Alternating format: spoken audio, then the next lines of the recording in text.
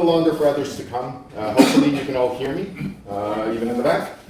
All right, I want to thank you all for coming, but before getting into that, some of you, sorry, looking for Pastor Jack, here he is. As most of you are probably aware, our longtime former mayor, Dave Barrow, passed away suddenly this morning. And when we first learned of this, we had considered canceling this event. But as we dwelt on things and reflected on Dave's incredible journey, we realized that this was a man who spent nearly half his life in service to this community. He loved Richmond Hill and the business of running this city, and both of those passions are why we are all here tonight.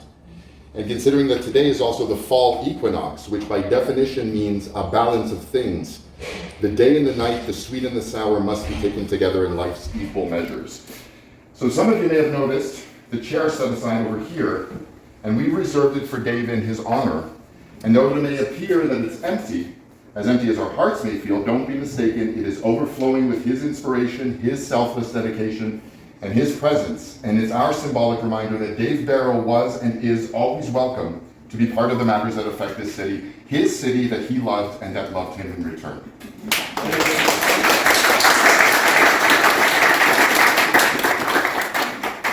So before getting started, we want to extend our sincere condolences to Dave's family and loved ones on their loss, and ask everyone in the room for a moment of silence before proceeding.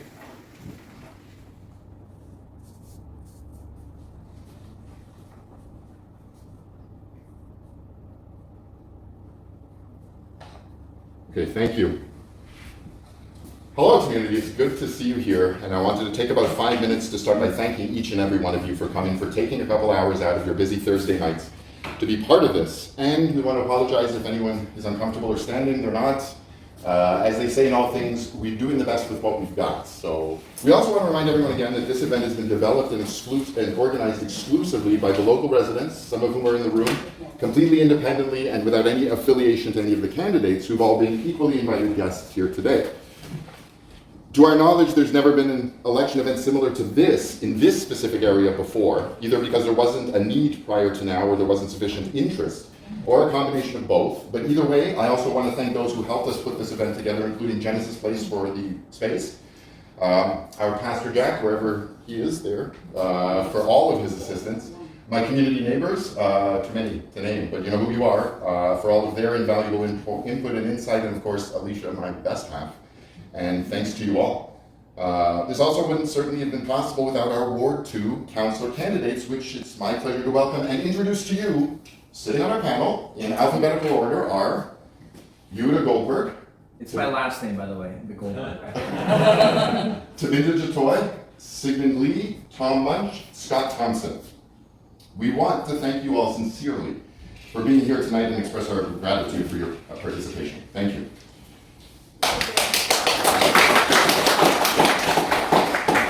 I think it's a good time if we ask each candidate to introduce themselves to you briefly, and take about 30 seconds to tell us how long they've each lived in Ward 2 and anything else personal that they'd like the rest of you to know about them. Sorry. We'll start with Mr. Goldberg in alphabetical order. May I stand? Oh, by all means. There you go. First of all, I want to thank everybody for taking the time to come. I want to thank Eric and Alicia for putting this all together. Really, I want to thank the followers on Instagram who are watching us live on our Instagram and our Zoom call. So my name is Yehuda Goldberg. I'm a resident of Richmond Hill. For about 10 years, I've raised my family. I've got two amazing children, Jacob and Ari, who I am running for. I own a few businesses. I am an entrepreneur. My businesses are predicated. They're built on helping and supporting the community. I've got a butcher shop in Vaughan, and I've got a healthcare company in Richmond Hill. But I want to take a second and actually tell you something, because the thing about me is I'm very passionate. I love this city in an extraordinary way. But tonight, you're actually going to hear from some of the panelists, some of the candidates here, that are going to try to paint a different picture of me. They're going to say things that are going to make you wonder, why is this guy even running? He must be crazy. He must be nuts to be running, considering what they're about to say. They're going to tell you, they're going to say to you, I'm a crazy anti-vaxxer. They're going to tell you I'm too young. I'm the youngest one here. They're going to tell you I'm inexperienced because I own businesses, and what do I know about running a city like Richmond Hill? But I'm going to tell you quickly, what they're not going to tell you is that I've raised my family here.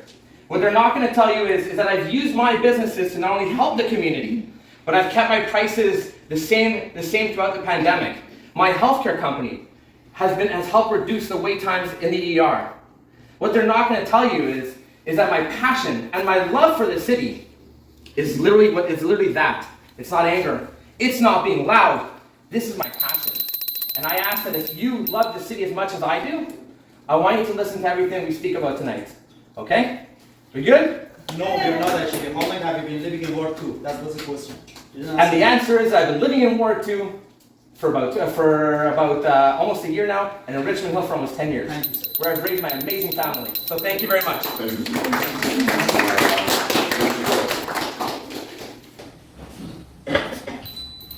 Thank you. Hello and good evening, everyone. Hope everyone can listen. Can anyone hear? Not too bad. Perhaps a little louder if you could, sorry. Okay. Oh, sure. Thank you. Oh, chivalry is not dead.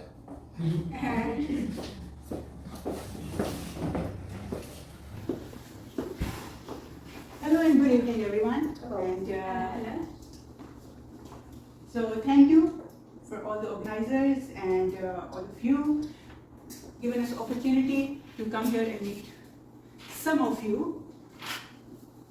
Well, I'm Jyoti. As you all know, we are here as a candidate for City Councillor.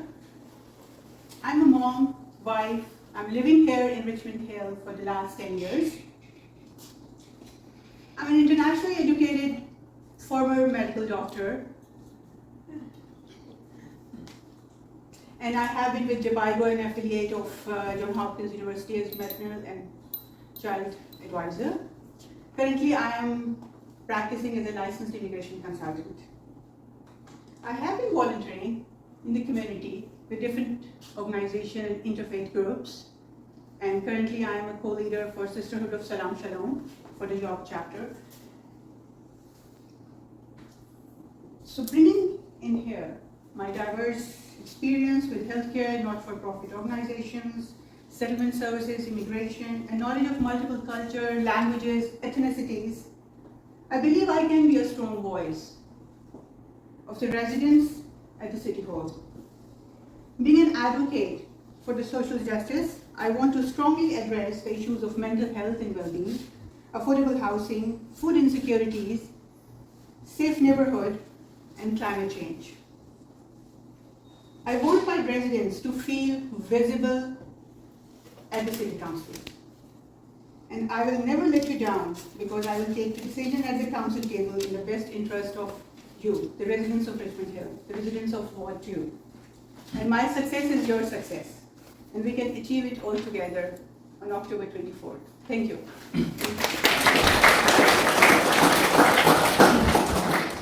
Thank you, Mr. Toy. Considering the extra time that's been taken, Mr. Lee, Mr. Constant, please take an equivalent amount of time to introduce yourselves. Okay. Continuing with Mr. Lee. Okay, thank you, Eric. My name is Sigmund Lee. First, I'd like to thank the organizer for hosting this event and having us here. We are still the original owner of the house I live in, so that's since 1997. I'm a chartered professional accountant and I have over 30 years of experience in finance and management. I will bring financial expertise to the council, which is lacking. I will bring civility in the council. I will bring your voice to the council. I was the chair of a very large non-profit organization where I dealt with all levels of governments and politicians. Therefore, I know I can act on your behalf at any level of government should a need arise. The reason why I'm here is because of the dysfunctional council. Together we can get rid of those dysfunctional councillors so that we can get on to the serious business of the city. If elected, these are the things I would like to do in my first 100 days.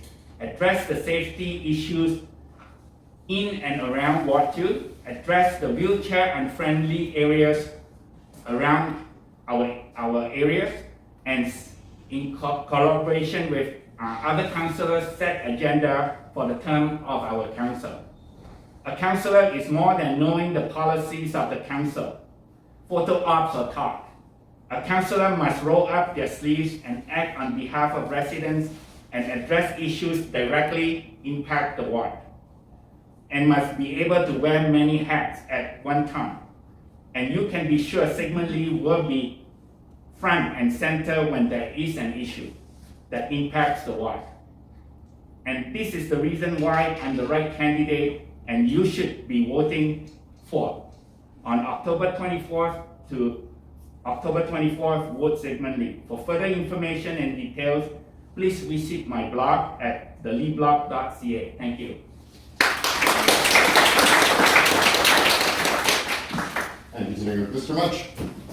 Good day, everybody. Thank you for coming. Thank you for organizing this. It's good to see everybody, and welcome to all the candidates. It's good seeing you.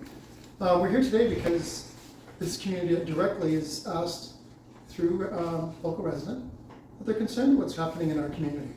And I've been very concerned. I've been here since 1995, and I am dedicated to this community as I always have been. We are very, very focused on improving the quality of life and the safety, security, and the livability, and that's what it's all about. We all want a better community together. You're going to see a lot of things we do tonight. I think you're going to find a lot of similarities because all of us want to live together in a safe, vibrant, democratic, equal, safe, opportunistic Richmond Hill. This area is a very, very challenging area. For those that don't know, in 2019 there was a socioeconomic study done by the province of Ontario. And they did a grid-by-grid search from Burlington to Oakville, Lake Ontario to North Bradford. Each grid was rated 1, 2, 3, 4, 5, 5 being the worst socioeconomic area, 1 being the best. Jane and Finch got a 4. Yonge Street, Bayview, Major Mackenzie, Elgin Mills got a 5. This is amongst the worst socioeconomic area in Ontario. And as a result of that, there's a lot more focus that needs and is being brought to this area, from policing to how we're doing the number of housing affordability and affordable housing. They're 2 different things. And this community is in transition with the investment of the transit on Yonge Street through York Region, the province of Ontario.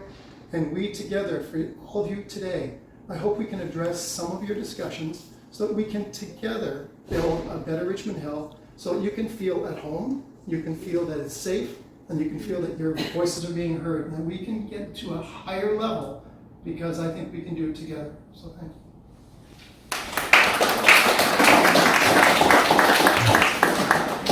Mr. Thompson. Thank you very much. Thank you, everybody, for coming today. I'll give you my 30-second spiel first, which is a little bit about me. I am married. We have 2 adult children, and going back to the married part, as of tomorrow, it will be 27 years with my lovely wife, Laura. We do live in this area, so we are very well versed with what is happening in this specific area. As a matter of fact, the other day, we were right in front of our house. We have a small retaining wall that's right at the very front. And we have this nice tree that is a nice canopy right over top of that. And we had a couple of people doing drugs sitting on our retaining wall under that tree. So yes, we know what's going on in this area. We are living it. And we also recognize, like all you do, what the source is of that problem. And that's why you're all here today. A little bit more about myself. 37 years in government. I started out in the municipality of Scarborough. I worked there for 15 years before I moved to the province for 22 years. So I'm retired from there. I'm well versed with all the acts and legislations that affect municipal politics. And hopefully between the 18th of October and the 24th, you'll see fit to select me. Thank you very much.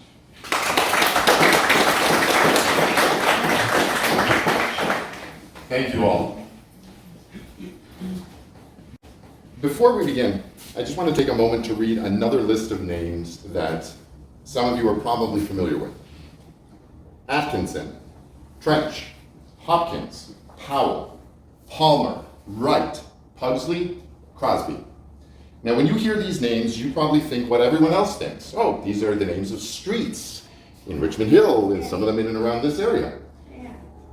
But what most people don't know is that these names are also the names of some of our earliest councillors elected in the village of Richmond Hill almost 150 years ago. Wow. They had everyday jobs that sustained them, but they all chose to step up and represent the people of Richmond Hill on council. William Atkinson was a dry goods merchant. William Trench was a carriage shop owner. David Hopkins, a grocery store owner. William Powell and John Palmer were both farmers, and William Pugsley was the local butcher. Now, All I'm saying is I'm a local butcher. now, what all those individuals had in common, apart from having parents with an affinity for the name William, and beyond simply caring about the land they called home, they all possessed the spirit of leadership. And of course, to honor theirs and their families' contributions to Richmond Hill, we now have streets named after them. I believe that the candidates in this room and on this panel also possess that same spirit of leadership passed down through a century and a half, and it's why they're here, it's why we're all here tonight. This coming year, the village of Richmond Hill, now a city, turns 150 years old. And I think it's fascinating and a little awesome that going into Richmond Hill's sesquicentennial year, so I had to write that phonetically, we are in a building on Crosby Avenue named after Isaac Crosby and his family, general store owner, who was also one of the very first members of the community to be elected to the Emergent Council. We're on his street discussing matters and issues affecting other streets, some of which are named for his co-councillors and colleagues of the time, while engaged in this modern process leading to the selection of Crosby's next latest successor as councillor. If Isaac were alive and with us today, I truly don't know what he'd make of these serendipitous circumstances or how he'd look upon today's Richmond Hill with its ups and downs, socially, politically, economically. But I can be certain that he'd look upon all the candidates in this room with respect and applaud them for their courage, dedication, and determination to be chosen to represent the people of Richmond Hill just as he was.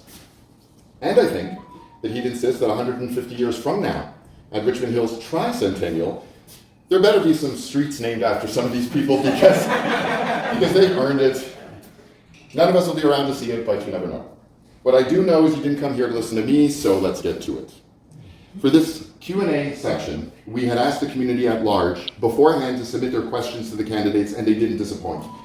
We extend our thanks to the general community who pleasantly surprised us, and this is wrong, by submitting nearly 60 individual questions. More came in today, so it's over 60 individual questions through social media, text, phone, email, and in person, and that's amazing. We had the difficult task then of vetting the questions for relevancy and redundancy, and we finally selected 12 that we found to be the most compelling and the most interesting and concerning on the topics and the issues of the local residents. We have those 12 questions here in this box, and I dropped them. 11. I think there's a 10, there's the 12. So we're going to put them in the box, and although we know what the questions are, we won't know when they're coming up or which candidate's going to be asked the questions first. So we'll get to that in a minute. Each question is preceded by a brief preamble to provide context or underpinning for that question, and the preambles, I was trying to say, were derived from the additional comments that the submitter of the question made and or compiled from questions and viewpoints that other submitters have relayed on similar topics or issues. I should have just read it from there. We'll draw a question, and each of the 5 candidates will have a chance to answer it, starting with the first person in alphabetical order, and then the next, until all 5 have had an opportunity to speak to each question. We can tell you what is happening over my building, but we didn't do the paperwork very well. We tried to. Yeah, we tried, but something has happened over the building, and I want to stop right now. Which building? Yeah. Oh, the hub. For sure, after this period, hopefully we'll be able to get to it, and then there'll be time afterwards that hopefully the candidates will be able to answer the things directly. Oh, I know. Yeah. Here, you want to take over? Yeah. Get tired. I get Until all 5 have had an opportunity to speak. The second question will be asked to the second candidate, and then the next, and the next, and the next, back to the first, and so on until we've done 5 questions. We hope to do this cycle twice. Each candidate will have up to 2 minutes to speak to each question, and Alicia over there is our timekeeper. When your timers reach 30 seconds, she's going to ring this little bell that you've been hearing. So you know to start wrapping up, and when the 2 minutes is up, her device will ring steadily to let you know that it's time to move on to the next person. Alicia takes her role very seriously. So do not mess with her, because she will not hesitate to cut your microphones. It's a rough neighborhood, what can I say? Rest assured that if something happens unexpected or interfering during the speaking, your speaking, we'll extend the time or augment it to make it fair. You may have noticed a lot of camera equipment over there. Some of it's being recorded for personal reasons, some I think it's being streamed live as well. We are also recording this to be posted on social media sometime in the next couple days. The microphone on our equipment is really sensitive, so we're just going to ask the audience to keep the ambient noise to a minimum. And now would be a good time to remember to put your phones on silent. Notwithstanding the camera's mic, it doesn't amplify, so we ask the candidates to make sure you speak loudly and clearly enough so that those in the back can hear you. And lastly, we ask everyone in the room to be respectful of one another. We spent our entire budget on water and these fancy nameplates, so we have nothing left for security. We're on our own. But seriously, let's just all remember we're neighbors first, opponents second, and let's have a civil and productive session. And unless anyone has any questions about the format or the process, nope. So we will start.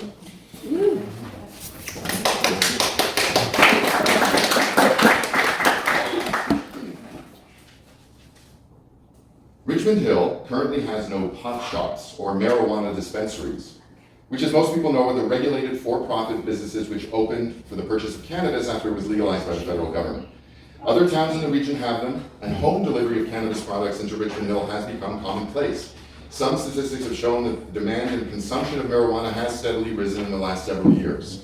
From a business viewpoint, a resident tells us that she drives 45 minutes one way every day to Brampton for work at a dispensary and would like to be able to have one much closer to home. So, Stephanie on Crosby is asking, for broad economic reasons as well as convenience and practicality, is the time finally right to have marijuana dispensers in the city, and would you consider the opening of a pot shop in this area as a potential problem further compounding any of the neighborhood's existing issues? We'll start with Mr. Goldberg. That is a great question, Stephanie. Is Stephanie here, by the way? I'm just curious. No. If she's not here, I hope she's watching us live. That's a great question. I know as a business owner, I'm all for free business. I want people to. We do need to bring in more business and create more opportunities for small business owners in Richmond Hill. This area, unfortunately, has seen a rise in drug use and a rise in crime. Now, that doesn't mean, and I'm not saying at all, that any kind of marijuana use is indicative of or connected to any crime or other drug use. However, what I will say is I'm for free trade. I'm very pro-business as a small business owner. I think certain things have to be discussed with the community at large before such a decision is made. And I think it's very important to bring the community involved on such a decision, especially in this area where there are such issues. Now, again, I think the part of my platform is actually it's about community and bringing the community together. And one of my biggest supporters is for educating people on recreational use, but not really recreational, I should say, more on the use of medicinal marijuana to wean them off of drugs. So I think the best thing is using the community, the people that are in our community that know better than me, because I will never claim to know everything about everything. But I think there are a lot of people in this community that we can count on, that we can speak to, that will give us a better answer than just a quick 30-second response. And I really think I would go back to the community, and those are much more knowledgeable than me on this topic.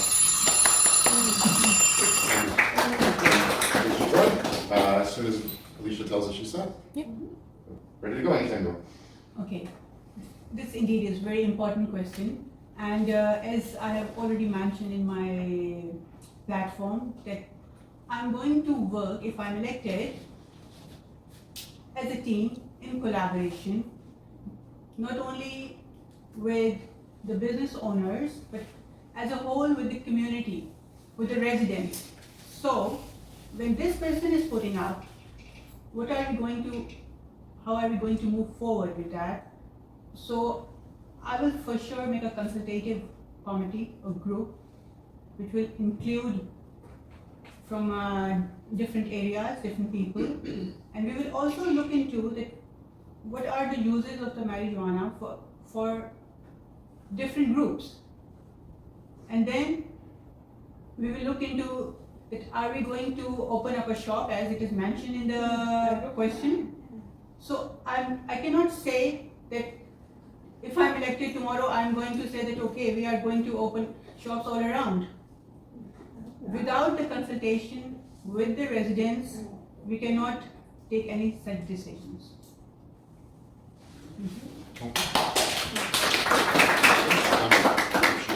We're ready to go. Personally, I don't think that we should have a shop in this area because it would add to a lot of issues that we already have. But it is not my decision, and I feel that that decision should come from the residents, and whatever they decide, I will abide by it. That's it.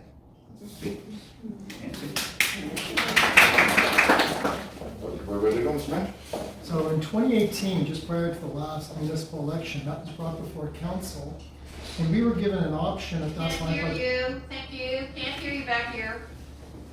Okay, I'm sorry, I'll try to speak louder. In 2018, prior to the last municipal election, we were given an option by the province of Ontario and the federal government if we were going to be interested in accommodating retail marijuana dispensaries. In 2018, the council decided to opt out, and that would have brought $60 million net to the people in Richmond Hill to have a regulated dispensary system in what we did. We chose not to do that in 2018, and the Craftsman Center, the needle exchange that takes place is clearly visible in our downtown, and we have a marijuana and drug problem with regard to retail purchasing, selling, and growing in our community. We have, thank God, we have the York Region Police who have looked after that, and that's why the helicopter you see over top quite often has taken apart a number of different grow ops in recent months and are very, very vigilant in that. I am not in favor of opening that discussion up. We have not been given that opportunity.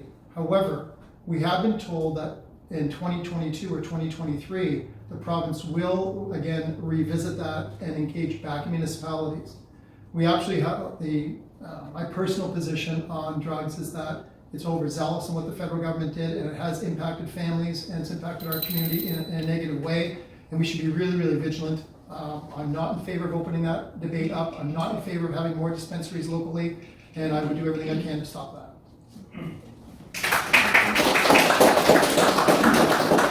Mr. Thompson. Well, thank you. It's a very interesting question, mainly because the use of these dispensaries come from a wide variety of individuals. People that have medical needs, and like that, the person, although they were just going to work for 45 minutes, you have the people that now have to go 45 minutes to get their medical need. So if they don't want to make that 45 minutes trek, where are they going to get it? And we're seeing a lot of people dealing right outside these doors drugs. And this may not just be, people that are addicts and so forth. These are people that may need have a medical need, and now they're having to resort to these individuals. And so that attracts people into the neighborhood. I'm not going to say whether having a dispensary is the right thing or the wrong thing. I think the best thing is to find out what has worked and hasn't worked in other municipalities, because we're going to have municipalities that have had the dispensaries. What type of problems have they experienced? I don't know. We can see what types of problems that we're having here, so we should be able to say on the side, here's an area that doesn't have a dispensary, here's the problems we have. Here's the areas that does have dispensaries, here's the problems they have. We need to make a qualified decision as to whether we do or don't need dispensaries here. So I'm not in favor of just arbitrarily saying, I don't like it or I do like it. I'd rather that we collectively come to the right decision based on what's proper for our community. Thank you. Can you respond to other things that the candidates have said? this time we have to go through the thing. It's like the 12 days of Christmas. I'm Jewish.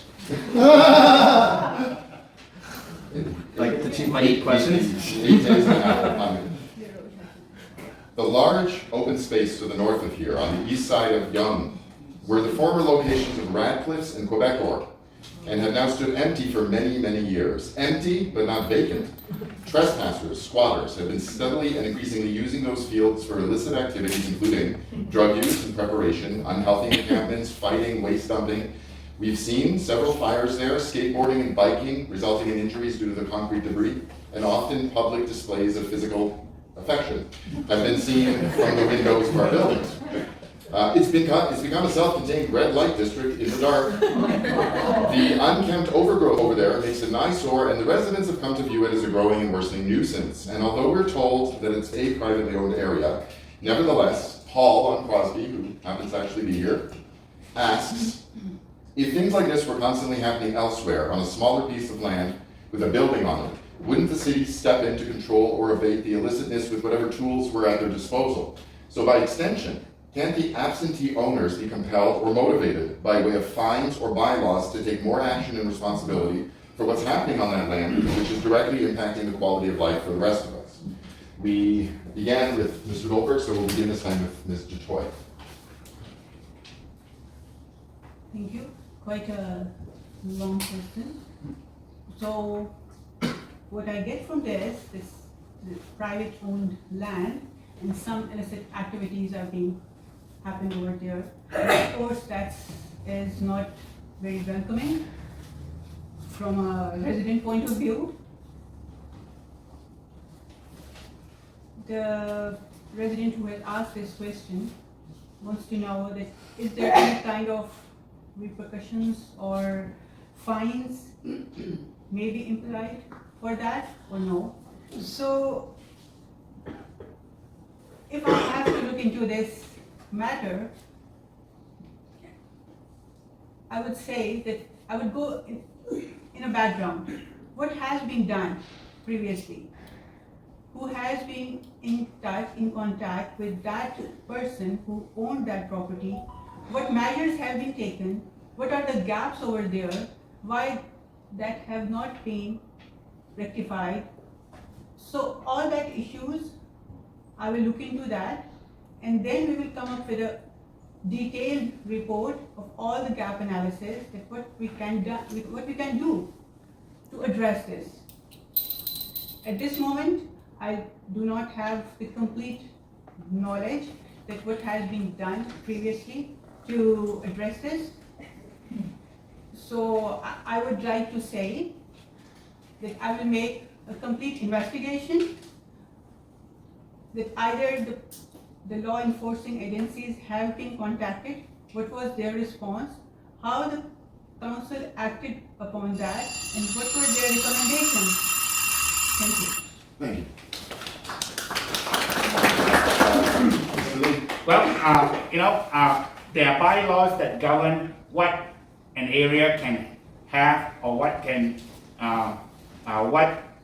of things can we have in that area. Overgrown weeds and whatnot.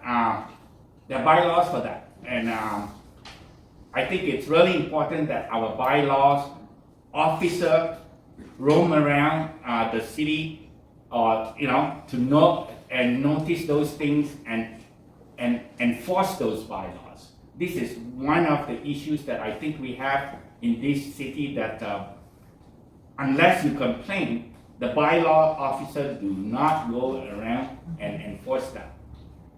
This is one big issue that we need to change. And and if we start doing that, hopefully we can clean up the place. That's it.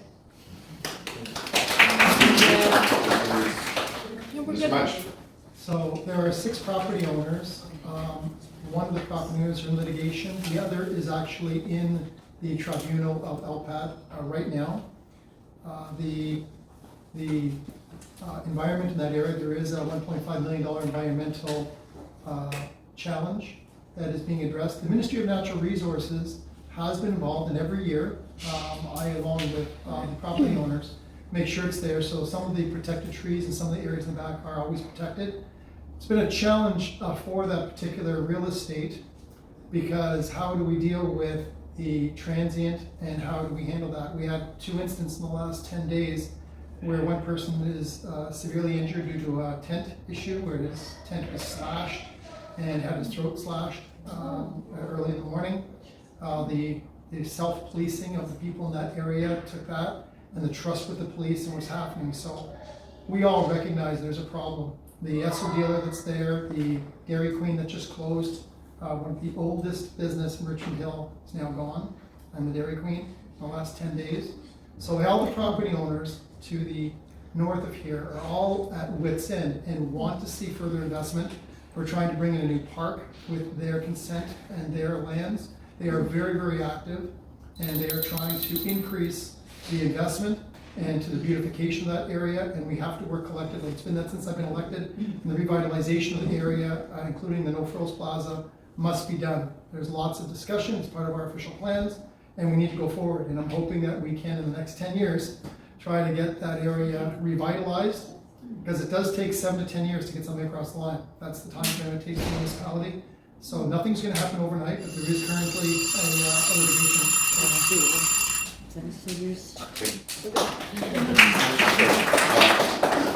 Karen, I want to say something. What is happening in the house where we live? Teenager came in my place one day, opened my door. I locked my door, and they came in bed, and my dog, my cat hears somebody coming in, and I see this guy, a teenager. We have this problem a lot in teenager here. And, now I don't feel unsafe where I live now. And I want someone to do something about this, take the teenager away here, because people is moving away because this. And I think you guys should do something about this, because how long I lived here, 7 meal came up, and somebody lost my clothes because somebody stole the clothes they were washing. I hate to interrupt, really, but I think if maybe we get through the questions, some of your concerns actually may be found in the box. Okay. And then once we get through that session, I'm sure there'll be some time left over to be able to ask that. But for everything that she said, if you guys can just keep it in mind, because we'll hopefully revisit it as soon as we're done. I think we were coming, Mr. Thompson. So Mr. Thompson. Hey, thank you. And if I remember the question correctly, it was really asking about what is happening with that land. That was the gist of the question. We understand what's going on with the land because it's been sitting there vacant, but I thought the question was actually about what is going to happen with that land. If you just pause that for a sec, I think the best, summary, there's something beyond to stop what's going on there. Yeah, well, as much as I hate to agree with Tom on anything, he is correct. I mean, when you have litigation going on, and that is going on, and there is some environmental issues with that particular property, thanks to Quebec Corps, and I think it was Reynolds Aluminum before that, there's contamination in there, and which makes it a little bit difficult for somebody who wants to come and start up another business there. And those are employment lands. There was a move during council, this last term of council, where they were looking at rezoning that towards mixed use. They had an opportunity to go to the region and try and get that done. It didn't happen, so it's still employment land. So it was news to me to hear about parks as being part of the plan here. So yeah, it is going to be difficult to all of a sudden make things happen overnight to say, we want to get something done. But again, there's not going to be a lot of employers who are going to be willing to do what would be necessary to clean up that property and then make a viable business. So I understand why the move to look towards mixed use was one of the options. Thank you. And Mr. Goldberg, First of all, I appreciate you asking a question about sex and drugs, and I hope the next one's about rock and roll. I feel really good about my age. Anyways, I have an issue to take with Mr. Munch and Mr. Thompson over here, because the question is more along the lines of what can be done. And Mr. Munch, respectfully, has been in council for 8 years, I believe. Mr. Thompson has been in government for 37, I believe. And yet no one's talking about the actual problem, which is revitalizing the downtown core. Instead of trying to, what the hell do you say? I'm a butcher, so flies love me. So instead of saying, how can we find these people? How about we work together? And instead of trying to fight and take 7 to 10 years to rezone or work through lawsuits, how about we reach out across the aisle and say to them, how can we make this part of our downtown revitalization? Not a horrible downtown. We're talking about all the drug use, the sex use. Well, I'm sure if we can take the current land and create a more welcome home for the downtown core, I'm sure that we can make this a lot better of a place for everyone to enjoy. And I'm sure we can speed this up and not wait 7 to 10 years, but we can go to the community, we can work together, make sections of downtown, the ones that are not being used, into places that are becoming more of a place that we can all be proud of to call home, and raise our families in a safe and a better Richmond Hill, a better community. So I would say let's cut down the red tape that's happening, and let's work together and try to actually revitalize the downtown and find a better use than just living in that box that we're currently living in, of sticking right to what it's zoned for. Yeah. Right. Cut the red tape. Finding used needles or other discarded drug paraphernalia has become a very frequent and alarming event for many residents in the area. Our pets find them while sniffing around in the grass, and worse, our children have found them in the places where they play. Often these discoveries are made along with other various garbage, drug kits, pipe filters, pamphlets, condoms, food containers, gathered from the support services and social agencies around the area that provide them. While every neighborhood has garbage issues, ours involves hazards and obligatory actions on our part that shouldn't be falling on our shoulders. Adrian on Crosby, and it's just a coincidence that it's been 3 Crosby in a row, asks, who do you think should be responsible for collecting or preventing the discarding of the drug paraphernalia and associated garbage, and what could you propose be done to stop it from continuing to be part of our daily lives in our parks, playgrounds, and at our homes? We'll continue with Mr. Lee. Yeah. Thank you. Okay. Well, obviously it's the York region that should be handling those collections of the needles, and especially that hubs also belongs to them. They should be working with the organization to deal with these issues. Unfortunately, one of the biggest problems, as many of you know, if you go approach them, they will not work with you. They will deny that it's their client, and they will refuse to answer any questions. And even if you make a report to the police, they will tell the police that those are not our clients. We do not give up any information.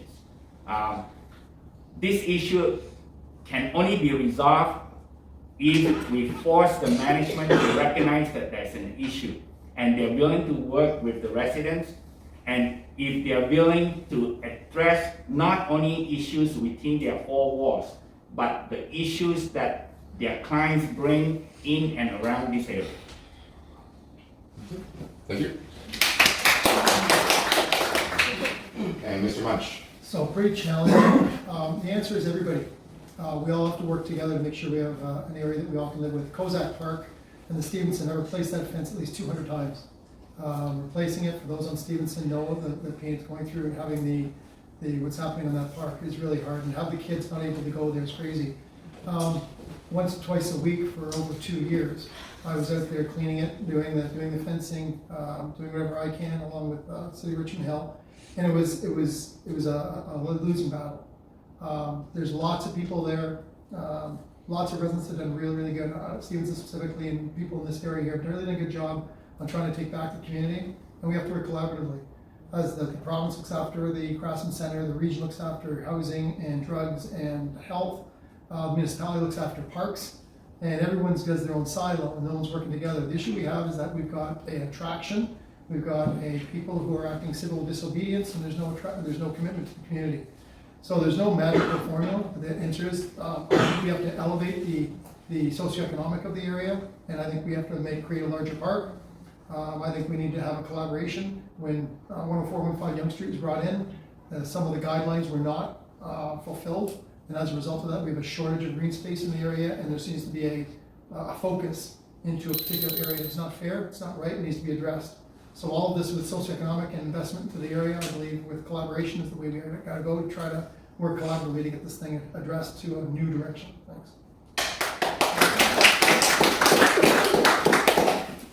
And Mr. Thompson.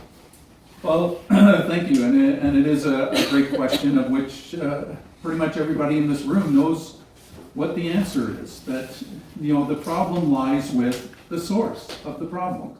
There's a source, we know what the source is, and to go out and fix fences and clean up parks and things like that, that's great, but it's all temporary. That's not dealing with the actual problem.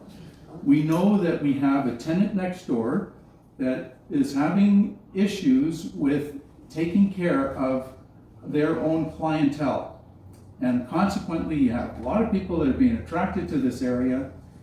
And until we deal with that, why they're being attracted to this area, and find a way to mitigate that, you will continue to have this problem. It's not going to go away. You can fix all the fences you want and clean all the parks you want, but the next day, it's going to be back. You have to nip it in the butt at the source. And so you need that stakeholder to get on board and take accountability.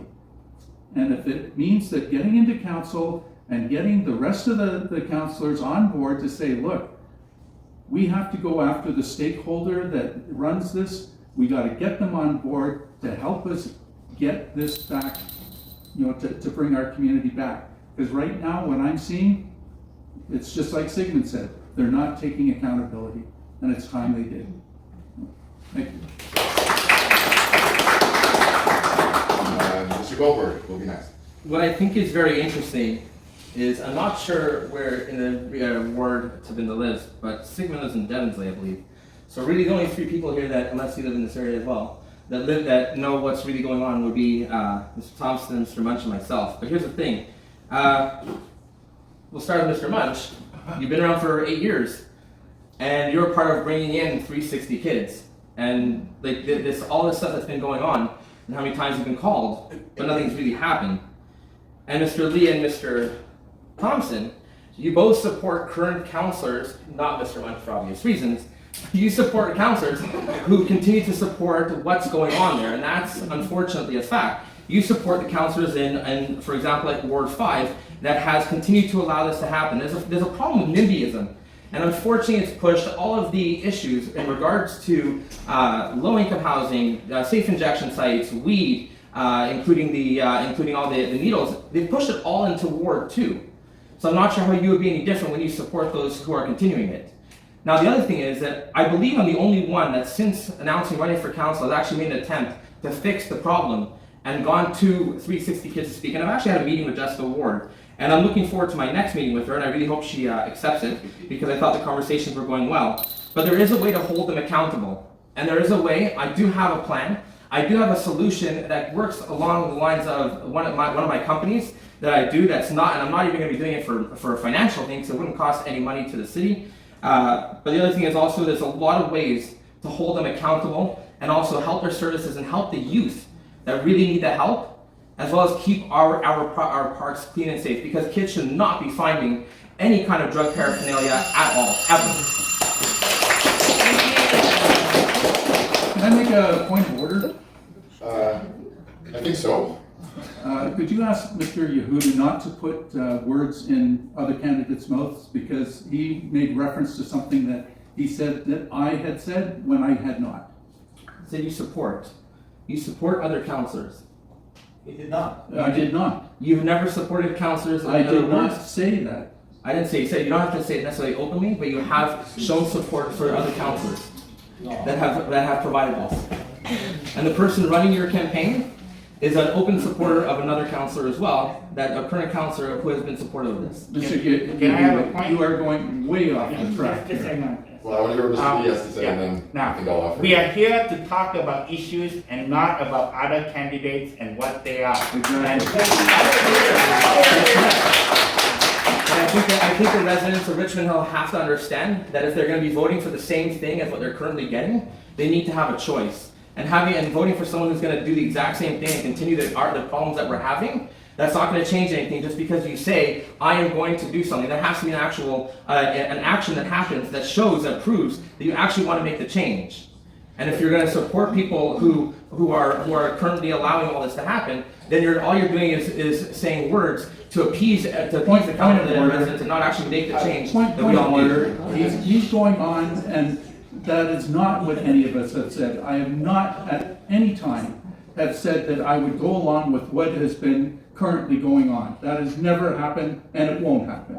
I think going forward, we should just limit the responses to things that are within our own personal spheres rather than involving anyone else who may be present. Here. As Mr. Lee said, we actually, let's just deal with the questions as it relates to what you guys are here for, and leave that maybe for another day or a later time. I think we were, Mr. Troy, you were the hands on answer. Okay, do you need a refresher on the question, or?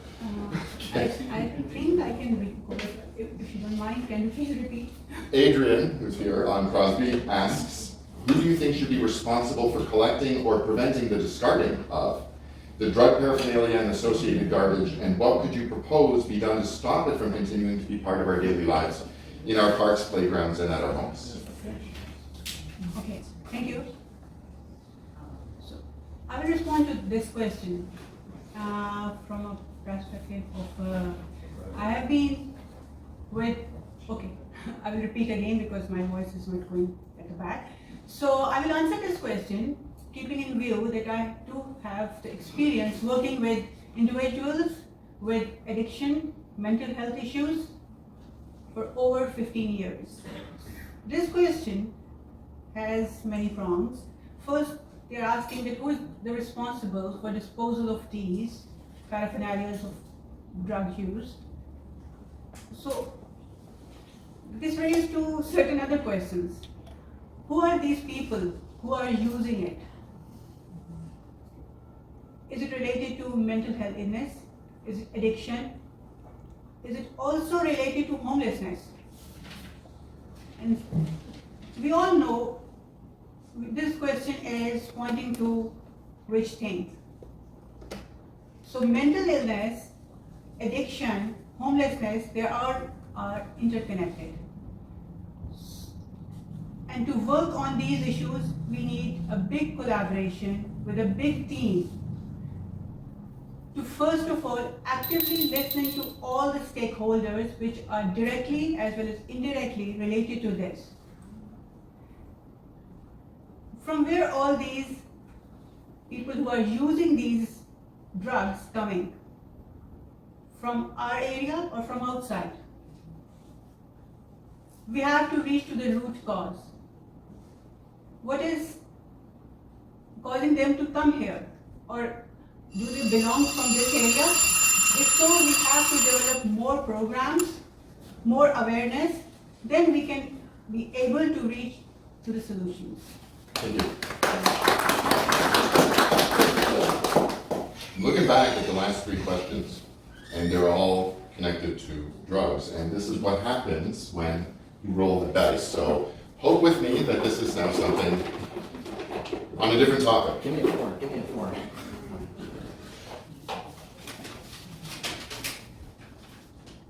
Good. And we actually happen to have a table in the back related to this question. The Neighborhood Watch program, which is a proven and valuable means for the reduction and prevention of crime in the area. The number of neighborhood watches in Ward 2 can be counted on just one hand, and you still have fingers left to pick your keys up with.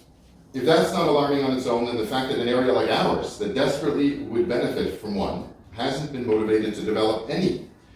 It may just be part of the overall problem in and of itself and should be concerning for us all. Sue on Church Street asks, Have any of you chosen to become block captains or participants in the Neighborhood Watch program in your specific home areas? And going forward, regardless of the outcome of the election, would you commit to actively assisting and motivating residents in the area most in need of organizing and developing Neighborhood Watch programs on their respective blocks? And I think it's question number 4, we're starting with Mr. Munch. So Neighborhood Watch is a concept done by York Region Police, and there are protocols put in place. Answering the question, I've actively engaged in 3 major areas within Ward 2, and the police have been engaged. And the residents, in order to form the block captains, are the responsibility of the residents, and then they engage with York Region Police with the assistance of those who are motivated, including, in this case, most of the local councillors. We have had unfortunately COVID has caused a little bit of a challenge in that, but we did have 2 major new Neighborhood Watch programs that have been very, very effective. We don't have one in the area because, as was pointed out, the block captains that are the requirement and the engagement on a petition basis that are the requirement to engage York Region Police have not been met. And as a result of that, York Region Police is not engaged. The traditional Neighborhood Watch programs that have been brought forward and that are existing are doing okay, but not really fulfilled. The #1 policed location in York Region is right here. On an average of 2 calls per day, 365 days, 365 days a year. This is it. So the police are engaged. The people are active, but we do have a challenge. We have a challenge with language. We have a challenge with culture. We have a challenge with the way the program's outlined, and we also have some people who are looking at other people to step up. All of us need to be sure we have a vibrant, safe community, working with your region police, working within those protocols, and happy, ready, willing, and able to help out. And yes, I am a block captain on 2 of them. And yes, I do engage. And yes, I send emails out directly to people. And yes, it's been very, very active, and it's been effective on many, many policing issues. So yes, yes, yes.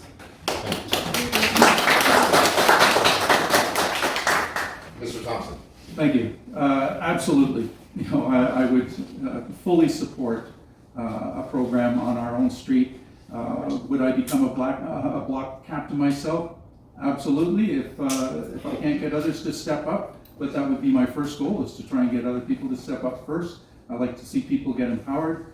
The policing initiative is very clear, and one of the things that we have to do in the neighborhood, whether we have a watch or not, is be vigilant and make sure that we report. The reason why we have, as Tom mentioned, this is the #1 area, is because of reporting. There's at least a couple a day, as he said, but it is filtering right through the neighborhood. It's not just Crosby and Young. It is going on to Stevenson and all the other streets that Eric mentioned earlier. And people need to report every time they have some event that happens. If your car's broken into, don't just say, well, all they got was my sunglasses. Report it.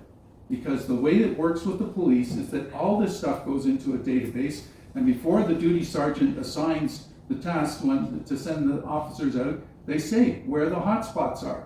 And that's what those reporting will do. It'll identify what the hot spots are so that they can get out there and do those things. So absolutely, as Tom said, yes, yes, yes, I would definitely be involved and be supportive. So thank you. I feel that passing the buck to somebody else first is one thing, but I applaud Mr. Munch for actually being a part of it. And I really, I think it's a great thing that you're a part of. Put your money where your mouth is. I applaud you for that, honestly.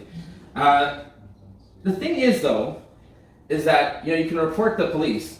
My house was broken into about a month ago, and the police told me we're not coming out because we don't have the resources for it. So reporting doesn't actually do anything.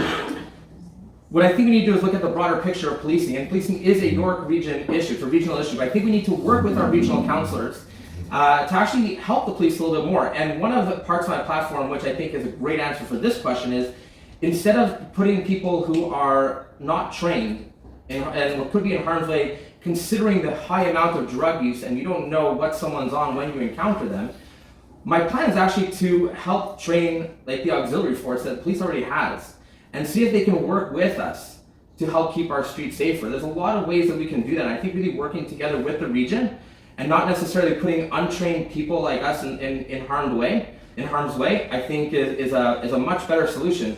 And I think I'm more than happy to reach across the aisle and work with all the regional councillors to make that happen.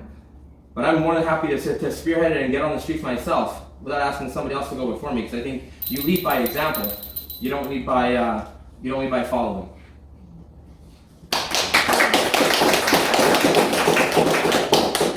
Ms. Jyoti. I would say yes, I would fully support Neighborhood Watch program, and I would like to be the block captain too, and encourage others. And if I'm elected, I'm also looking forward to bring the recognition system that for the residents of streets, so we can celebrate. This is connecting and building the communities. Either it is cleanliness, celebration of milestones, or celebration about our neighbors. So in that way, I'm very much to work in collaboration with everyone. I certainly support the program. I think it's a great program. Personally, I'm not involved with it, but I have what you call WhatsApp on my street, where we connect with a lot of people on my streets, where if anything happens, we immediately start sending message out to our own groups on our streets, and we know what's going on. And it's one way to keep your own little area safe. I mean, it's the best way to connect with your community that you live in, and so that everybody watch out for everybody. That's it. Just before I grab the next one, I'm glad that question came up. We do have Sherry Ann in the back. I'm so glad she came. She has set up a table with information about the Neighborhood Watch program, and after this, please see her, because it's for us. It's something we can actually do with or without the help of council. So it's a good thing to take advantage of, and It's beneficial. it's beneficial. Thank you. Crime, vandalism, visible drug and alcohol use, notable disturbances, late night noise, trespassing, prowling, vagrancy, loitering, the feeling of unease, unsafeness, and fear all have appeared to have increased in the area in the last 6 or so years. When asked, the majority of the residents tend to believe that the roots of these issues and problems can be traced to the attendees of the support services at the hub, attracting these troubles to the neighborhood. Now, whether those beliefs are grounded in facts or mere perceptions is not a question going to be explored today. But the reality of the hub is that social services on the ground floor operate in a residential area, and those services are geared to specific individuals, many of whom are troubled in some way, and many of whom may or may not be causing or contributing to the recent problems in the area. It's a measure of appropriateness of location, not graciousness over its services. So, specifically, Kazim on Young Street is asking, in principle, would you support relocating 360 Kids Support Services from the hub to somewhere more appropriate for all concerned and more appropriate for the design and function of its current operation? And I believe we're going to be starting with Mr. Thompson. Great question. If there's a better location, why wouldn't we support something like that? That really only makes sense. The likelihood of that happening, that's a whole different question. We are working with the region in this regard, because yes, they are the stakeholder that we're talking about here. And yes, we've seen this problem rise over the last 6.5 years that they've been there. And it's something that I believe that attempts have been made to try and mitigate the problems in every last possible way that you could do those things. So, if you try one thing, doesn't quite remedy the problem. You try something else, it doesn't quite remedy the problem. I believe now you actually have phone numbers to be able to call them in the after hours times and things like that. Still hasn't remedied the problem. And it seems to me that, when you have a neighbor that, regardless of what the individual, next door might have, they may have some mental health issues or whatever, but are you going to allow them to be out at 2:30 in the morning yelling and screaming and playing boom boxes? And no, this isn't the type of neighbor that you would allow to occur next door to you. You would be calling the police, you'd be getting the bylaw officer, but this isn't your typical next door neighbor. This is one that has much more pull than that typical next door neighbor you might have in your residential area. So yeah, it's going to be quite difficult, but yeah, would I support relocating? Absolutely. If there's a better spot that we could get this so that it remedies a lot of the problem, absolutely. Mr. Goldberg. So I'm going to answer this question, but I'm going to give all of the credit for this answer to one of my supporters. And the reason why is because she is way more versed in this stuff than I am, and her ideas are absolutely amazing. And I'm going to give the credit to Sherry Bennett on this one, just for the record. We need to plan a city not for now, not for 5 years, not for 10 years, but for 50 years from now. Moving the 360 kids is not something that's easily done, but the bigger question is, how can we avoid it happening again in the future, and how can we minimize the risk right now? My suggestion is, and this is a solution that I think is very important, so that I think we need to really address, which is realizing what it is they do. And because they have a variety of services in one location, it creates a lot of problems. What I am completely for is splitting up what it is they do. They can keep it there, but they can maybe only have during the day for certain activities. And then take some of their other things, for example, the injections, for example, their long-term living, for example, some of the other things that they do, like their big barbecues and their parties that they want to do, or where they're having a central drop-off at any time of the day and night. I think those things need to be split up. There are lots of places we can do it too that will reduce crime, that will reduce drug use, and that I firmly believe, and I strongly agree with her, is that it will also give better education to every single person coming up here, because they won't be able to go to one place to get everything they need. They'll have to go to one place for the most urgent thing that they have to fix that problem, and then go somewhere else to another neighborhood and somewhere else for this thing, and that way everything is spread out. There's no NIMBYism. It's everybody is taking a collaborative responsibility to helping the community and those in need.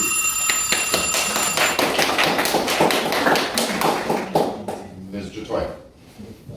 So as this question is coming from the residents, so this is what they want, and 360 is offering a wide range of services. And with the passage of time, the number of individuals which is getting the services or reaching there is also increasing.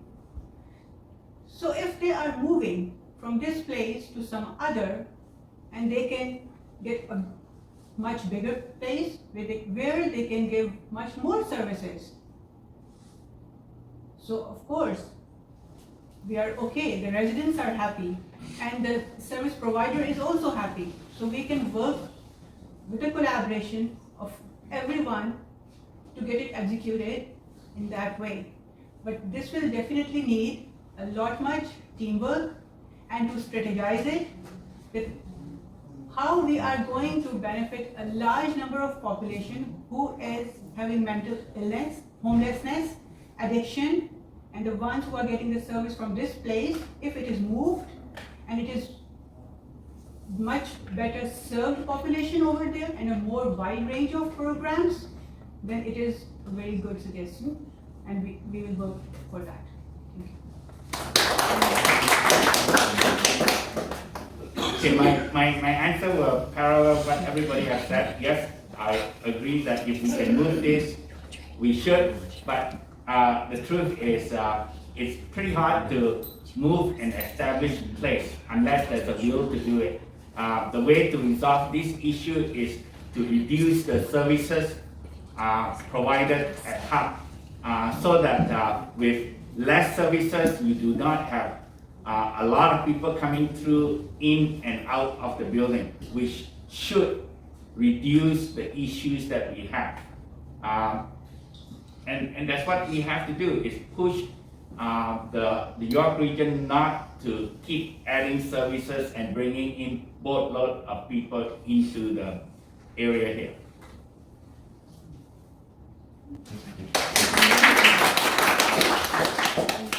Mr. Munch. So the hub is ideally called the hub. York Region's made this the hub. We are going to grow in population double-fold, and 360 Kids looks after 16 people when the need is far, far greater than that.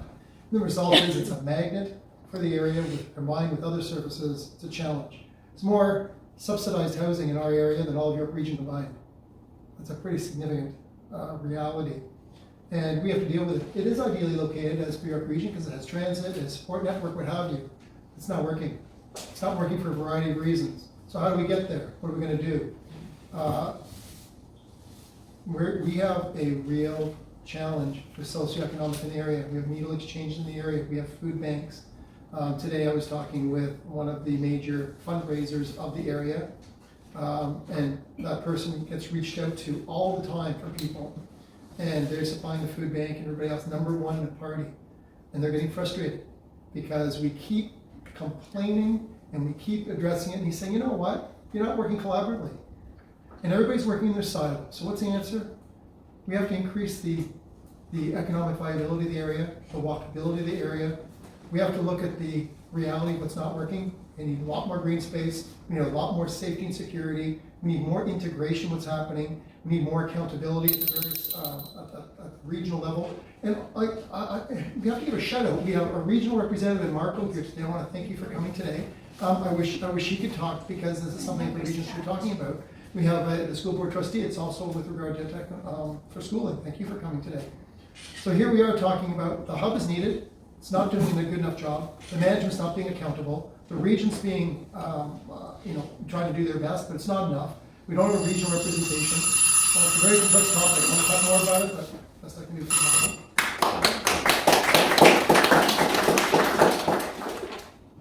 At any given time in the neighborhood, especially around the Yonge and Crosby intersection, residents can and do observe vagrancy and loitering in many forms, including individuals sleeping on sidewalks and benches, the open consumption of alcohol and drugs. Some residents have experienced harassment or intimidation from panhandlers. Some other residents are frequently woken up by screaming, shouting, arguing in the middle of the night caused by similar individuals. The matters are uncomfortable to explore, and while it's not a hunt for a solution to homelessness or its related issues, people tend to believe that these symptoms of a larger problem can or should be mitigated by existing laws and bylaws, and yet feel as though nothing or not enough is being done to employ those available tools.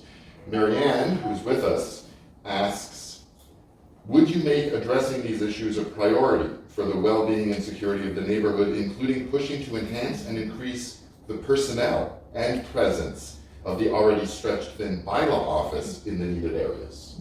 And I think since we've done a cycle, we're starting with Mr. Goldberg. Sorry, who asked the question again? Marianne from here at Crosby, I think she's right over there. We helped her a little with the wording, but we got her spirit out. Yeah, she's in the middle over there. She's shy. Yes. Hi. She's one of our favorite seniors. Yes, and spoke outside the front, so I appreciate that. I don't know if going to the bylaw is going to make a difference for somebody that doesn't have an address. What I think it requires is a more broader conversation that touched a little bit on the last question of discussing of why this has become a magnet, why this area has become a magnet for homelessness and crime and drug use. And I think adding bylaw officers isn't going to make a difference. However, I'm very open to discussing other solutions that can be enforced, and that includes holding people accountable and companies accountable that are they're not holding to the terms of their agreement. So I think that the main solution, or the main thing that can really help this neighborhood and community is really break down the magnet that we currently have and find better ways to help the homeless that come in our city, but not be all concentrated in one place. That it becomes such an issue that people that I know, I've spoken to people in the hub that say they will not leave their homes at a certain time. I've spoken to constituents down on Duplex as well who have said that they cannot leave their homes at certain times. So we really need to mitigate the homelessness and those issues by really spreading things out, going issue by issue, and making different sections and places for people to be able to go, so it's not all concentrated in one area.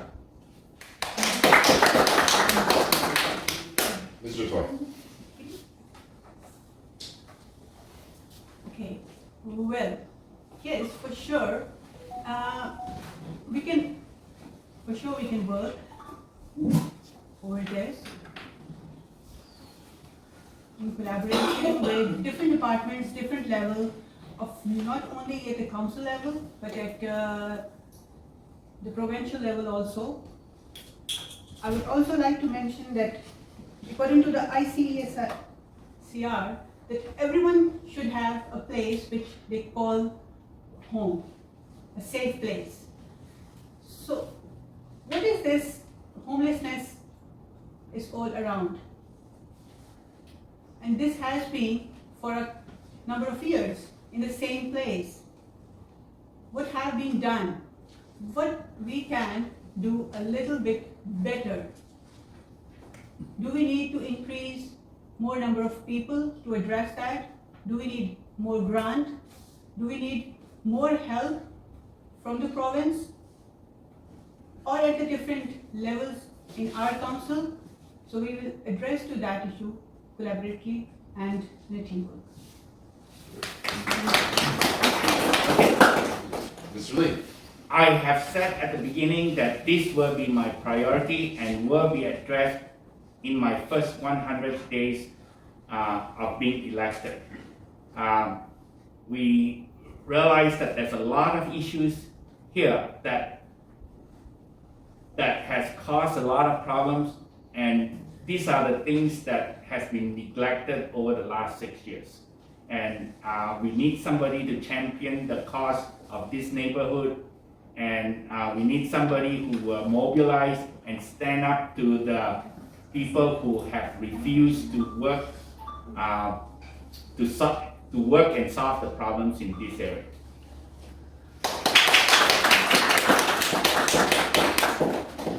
Mr. Munch. So downtown revitalization has been a priority for me since the last 20 years, since I've been down here. Before I was elected and after, and still maintains that area. Number two is I'm staunchly opposed to rooming houses and the Airbnbs and what's happening in the area. And the issue's got to be addressed. So we are working with we have to work with the province. And I say this often, there's two types of children. Son, get in the car. Okay, Dad. Son, get in the car. I don't want to go. Mommy says I don't want to go. I'm not going. I'm the first type. We have got guidelines, and I applaud the different levels of government who are trying to address municipalities like ours.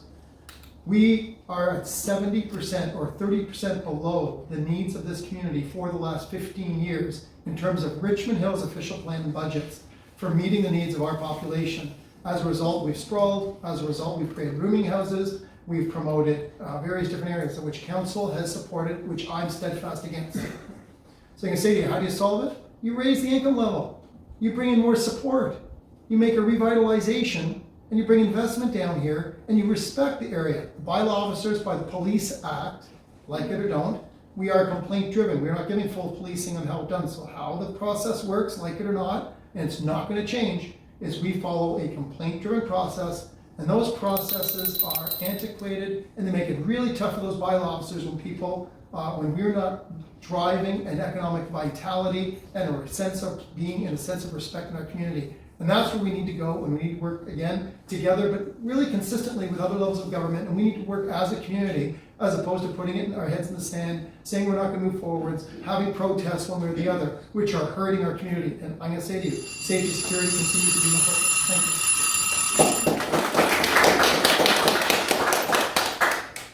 Mr. Thompson. Well, thank you. If I remember the question correctly, you have the preamble saying that we're not trying to resolve homelessness here, that we're actually looking to see if we would push for or increase bylaw enforcement. That seems to be what I remember the question being.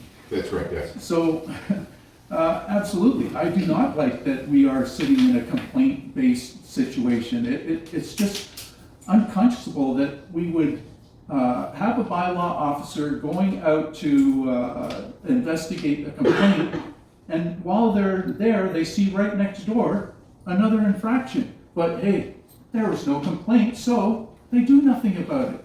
So yeah, we need to change the whole thing with bylaw enforcement. We need to empower them to actually be able to do their job. Instead of waiting for the phone to ring. Oh, I have a complaint. Okay, I'll go out. That makes no sense. I think that in the summertime we should actually be hiring a bunch of individual students or whatever. I'm sure they would love to go out and do certain things.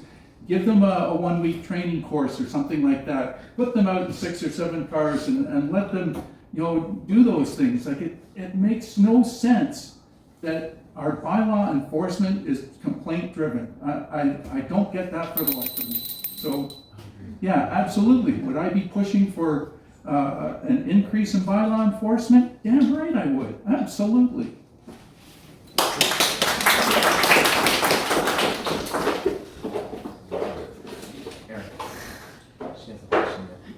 Who?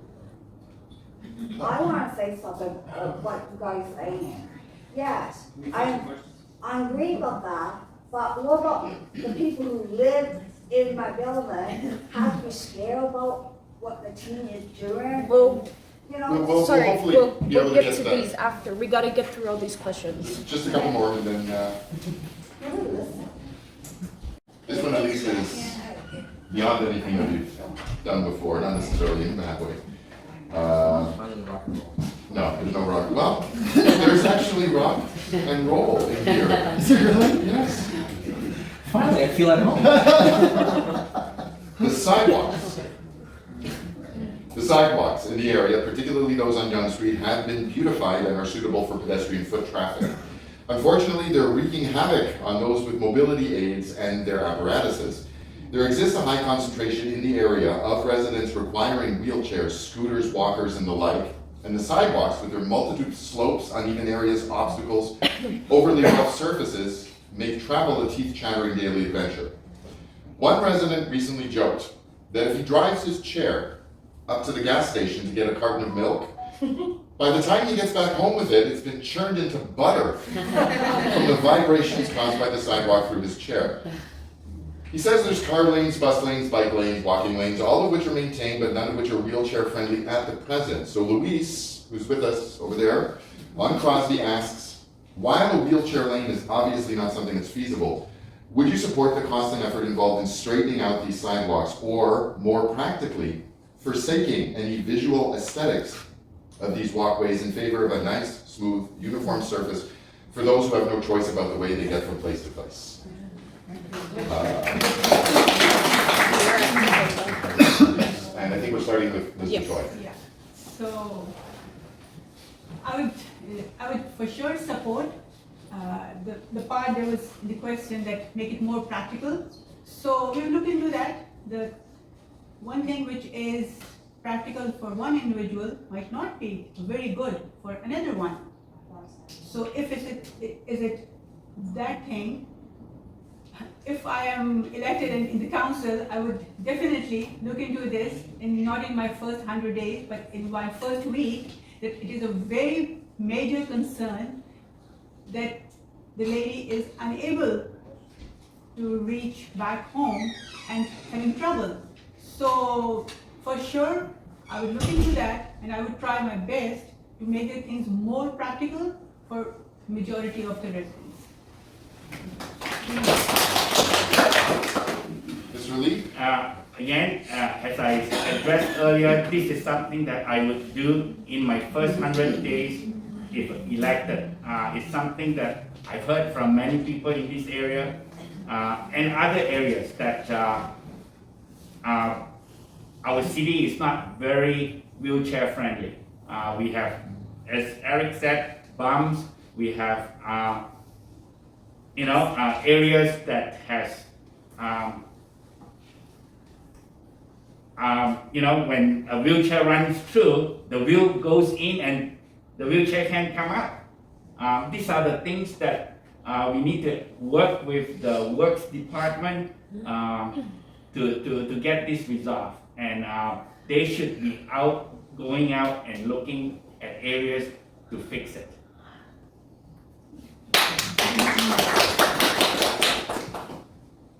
Carry on. Thank you so much. Good day. Okay, so I've been member of the BIA Business Improvement Area, and for those who don't know what that is, BIAs are a level of government. They're a arbitrary taxation on the property owners that they ask to be part of.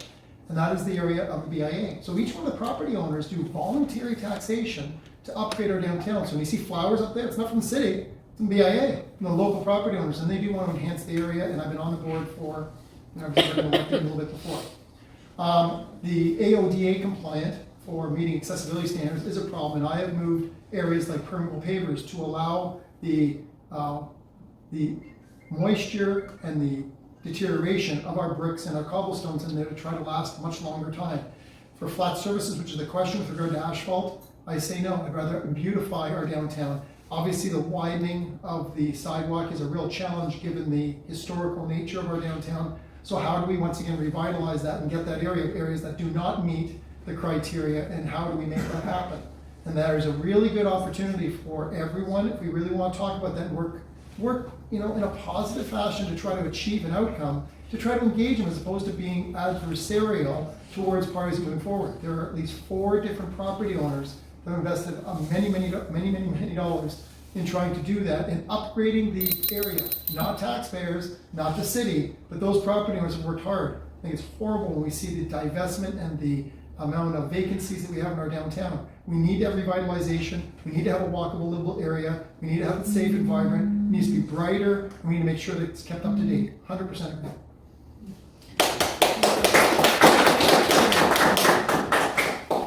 Mr. Thompson. Thank you. Well, Tom, I got to thank you for that lesson on the BIA, because that certainly explains a lot of things, about our community standards. So, when we have the residents or the businesses involved, you get on Yonge Street there, yeah, it looks beautiful. And as soon as you move away from Yonge Street, our community standards, they just fall. And I have to ask myself, where are those 79 employees that were hired, off of seasonal staff into full-time staff that are in the Public Works Department? They're supposed to be now working on, I think it's called the Enhancement Care Program or Enhanced Care Program, that's supposed to, take care of this city. And I'm not seeing it. Like I say, as soon as I get away from Yonge Street there, I see overgrown city properties that where the grass on boulevards is complete weeds. As a matter of fact, right over by where you live, you'll see a picture on my website for Taylor Mills there. The standards have gone way down.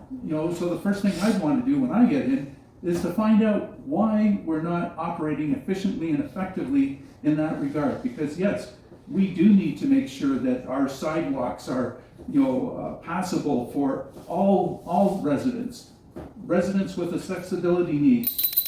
This is, we are just lagging way behind, and part of that is probably because we've had a zero tax for the last couple of years, and things start to give, and we're seeing it, and we're living it, and it's time that we change it.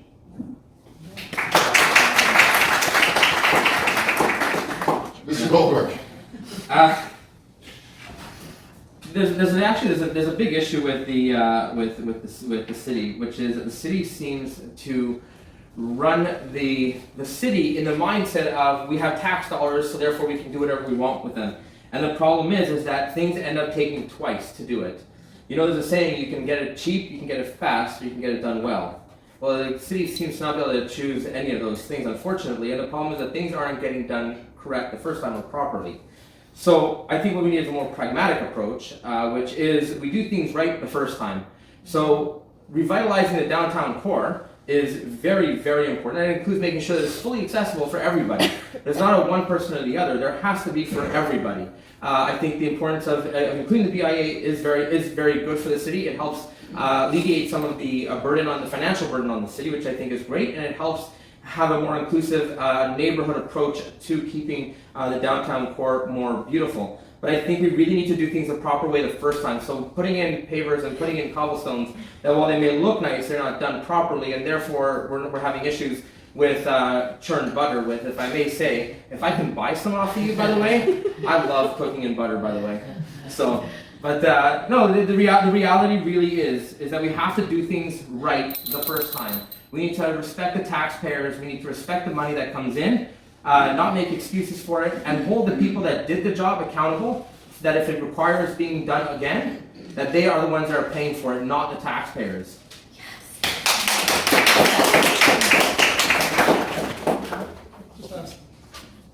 I'm still waiting for my partridge in a pear tree. Some of the east-west corridors in the neighborhood have hundreds of meters of straight and mainly uninterrupted roadway. In particular, on streets like Crosby, Bedford Park, and Dunlop, some speeders seem to consider it a personal challenge to try to get to Pugsley Avenue in record-breaking time, like on the Fast and the Furious. The sad result is often the most common sight of dead raccoons, rabbits, and squirrels on the side of the road. In addition, Crosby and Dunlop have childcare facilities on them, and Dunlop also has a cluster of seniors buildings and a traffic light which is only active when used as a crosswalk. Many residents could relate their own stories about the near misses they've experienced or witnessed. Hussein on Dunlop asks, what can be done to make these corridors safer for people, and what traffic calming measures would you implement on these streets immediately before something more tragic than a raccoon or a squirrel ends up on the side of the road? Mr. Reed. I believe in putting in bumps, which, while it's not very good for those ambulance and fire trucks, it's something that we can do, and we also should encourage photo radar, where we will punish people who drive fast. This is something that needs to be implemented in a lot of areas around the region where we have a lot of complaints about speeding and whatnot.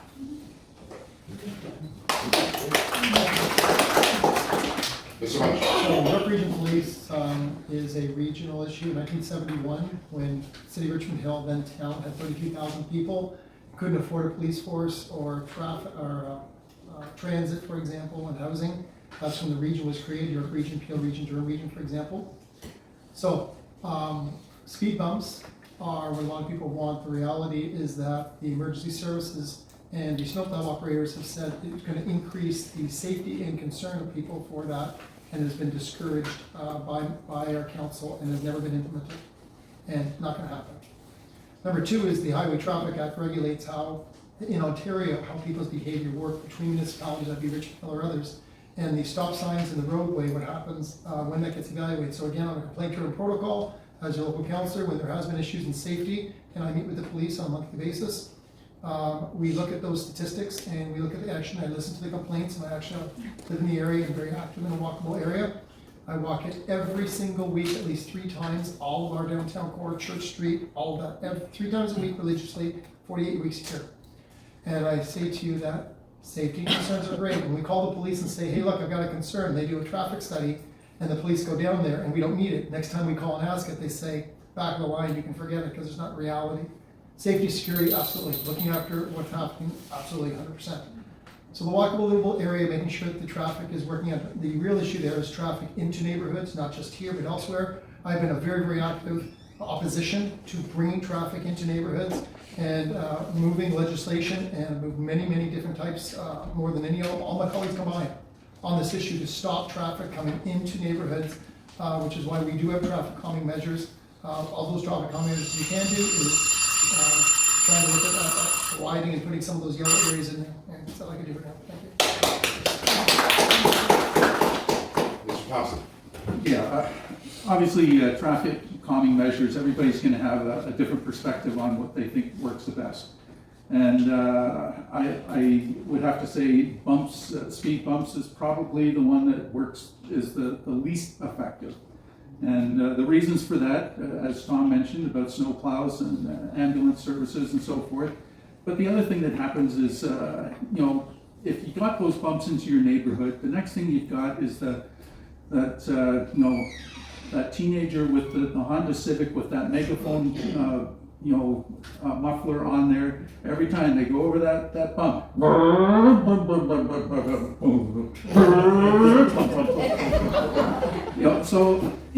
Is that what you want? Just to try and get things calm? Another thing that I've seen is people say, well, can't we get the little speed sign so that everybody sees what the speed is?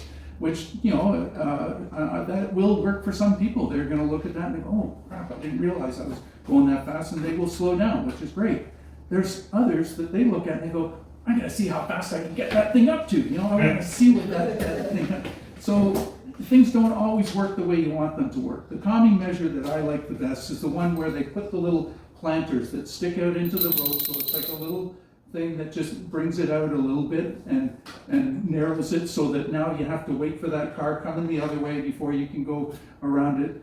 Those are the types of things that I think would work the best in our neighborhood. So, thank you. Mr. Goldberg. If I may, can I say a thank you to Mr. Lee and Mr. Thompson actually for quoting my platform almost verbatim. Because if you go on my website, yehudagoldberg.ca, you can actually see that I did a video about this almost a month ago actually, and it's posted on my YouTube channel and on my website. So I really appreciate them actually, the shout out. I would like the credit for that though, but thank you. However, the thing is though, is that there are ways that we can do it, and going by thinking that the Honda Civic is going to do it more than once a car realizes they're not getting over properly and they're going to have to go around. There are ways to do it, and I will agree, mostly because it's something that I brought up on my platform a while ago. There are a number of measures, and I do believe that doing it the first time when you're repaving the road, in our neighborhood, Mr. Munch can agree that the city redid the road on Taylor Mills where I did my video, and it became a throughway, unfortunately, because the streets were beautifully paved. Thank you to the city for that part as well. But if we do it right the first time, and as part of the revitalization, part of the renovation of the roads, is to implement things. You don't need a speed bump that's a quick speed bump, because that will have the issues of snowplows and first responders. However, there are ones that are long. They're about 6 to 8 feet long, that are raised off the ground, literally no more than 6 inches, that just remind you to slow down. So that is one way that I think we should be doing. There are the photo radar that I've mentioned as well as the planter boxes as well that do it. However, they should be used only strategically and done the first time when the roads are being done. And Mr. Toy. Well, I also agree that speed bumpers, they don't work for a variety of reasons.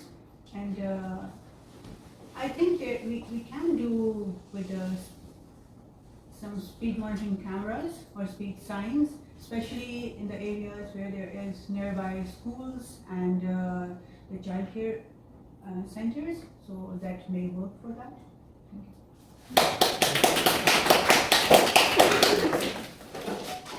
Lately, it seems like everyone, candidates and citizens alike, have been waving the banner of community safety as a main topic of concern. It's become a flag planted in the ground for everyone to look up and rally around, but its colors are so broad and its design so vague that it actually symbolizes very little if it has no meaning. Community safety has to be more than just a waving flag or slogan to chant. It has to be purposeful for those advocating it and understood by those striving for it, and the concept of safe community needs to have substance. Jose on Bedford Park asks, what does community safety mean to you? And what do you think are the main factors making our neighborhood unsafe that need to be dealt with first to change that condition? I think we're four, so we're Mr. Munch first. So, to me, having a walkable, livable area and to make sure that there's respect within the community is a critical factor. And I think community safety, I 100% agree. I love the language actually of many of the letters, very well written.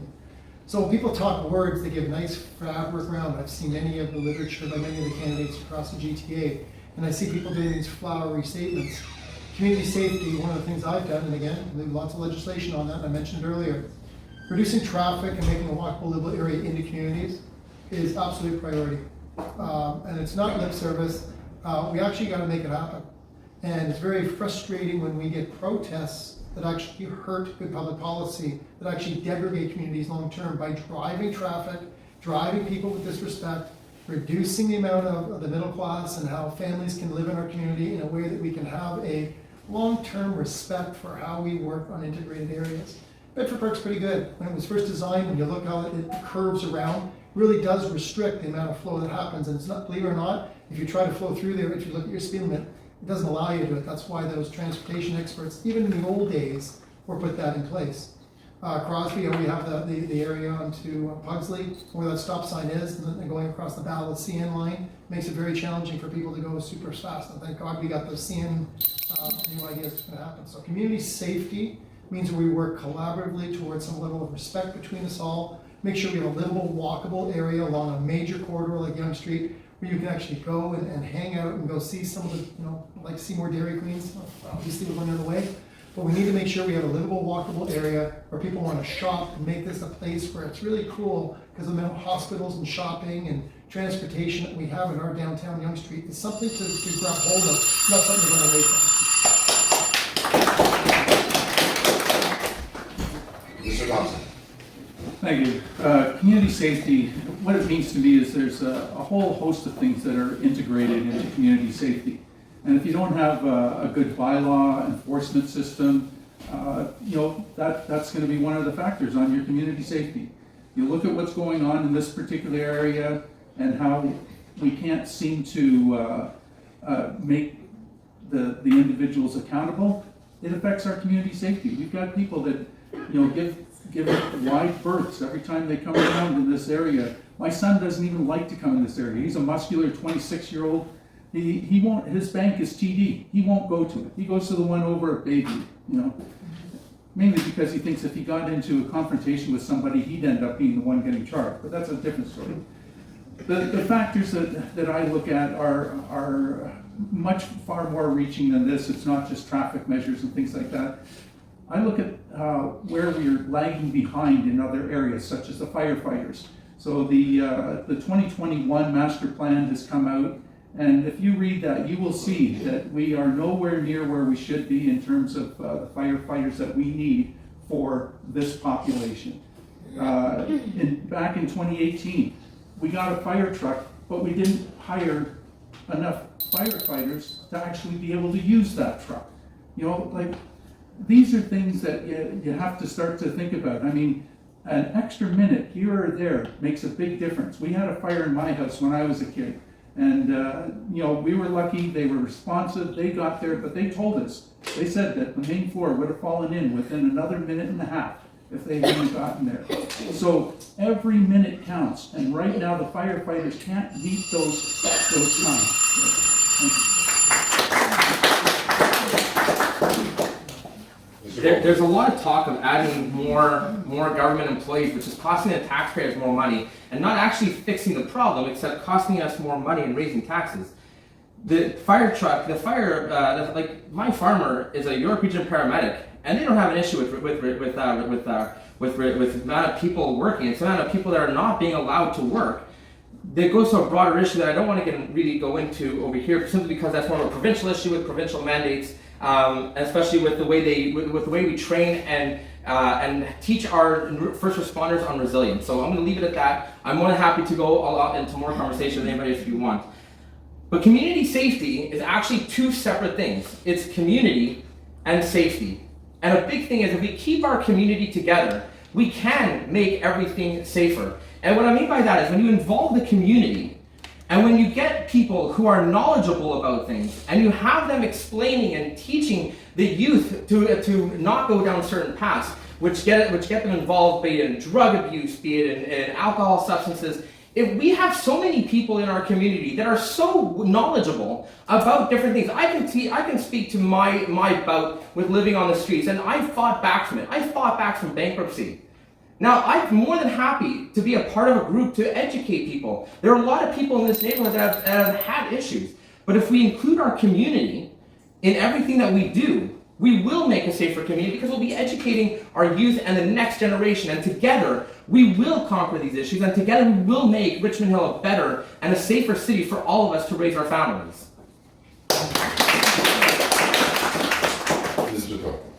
Being a strong advocate for social justice, I will strongly promote the culture of equity, diversity, and inclusion to touch the community safety. The community should feel safe when their elected representative, they are active listener. The community must not feel unsafe because of any kind of racism, discrimination. They feel compassionate, and they feel that they are somebody who is actively listening to their concerns and being addressed in timely manner. So this is community safety for me. Community safety to me is about living in a place where we can do things we want safely without having a lot of outside issues. Now, how do we get to this? We have to be able to find the root cause of issues that we have and be able to address it. We need to spend time with the residents to find out what's happening and sit down and address those issues. This is a very simple thing, but it's very hard to do because it is not something that councillors like to do because it's nothing sexy. It doesn't buy you votes, but it has to be done. A lot of councillors rather do those glamorous things that get them out in the media.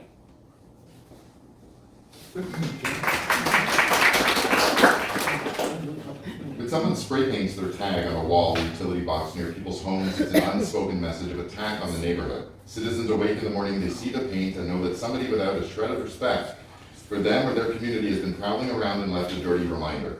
It's an ugly feeling having the place where they live violated and scarred by an invader, and it's not art, it's graffiti. It's depressing and it's illegal, just as illegal as if a perpetrator had dumped a truckload of garbage onto the sidewalk instead. By comparison, garbage on the sidewalk gets taken care of a lot quicker while the graffiti lingers, becoming a growing problem.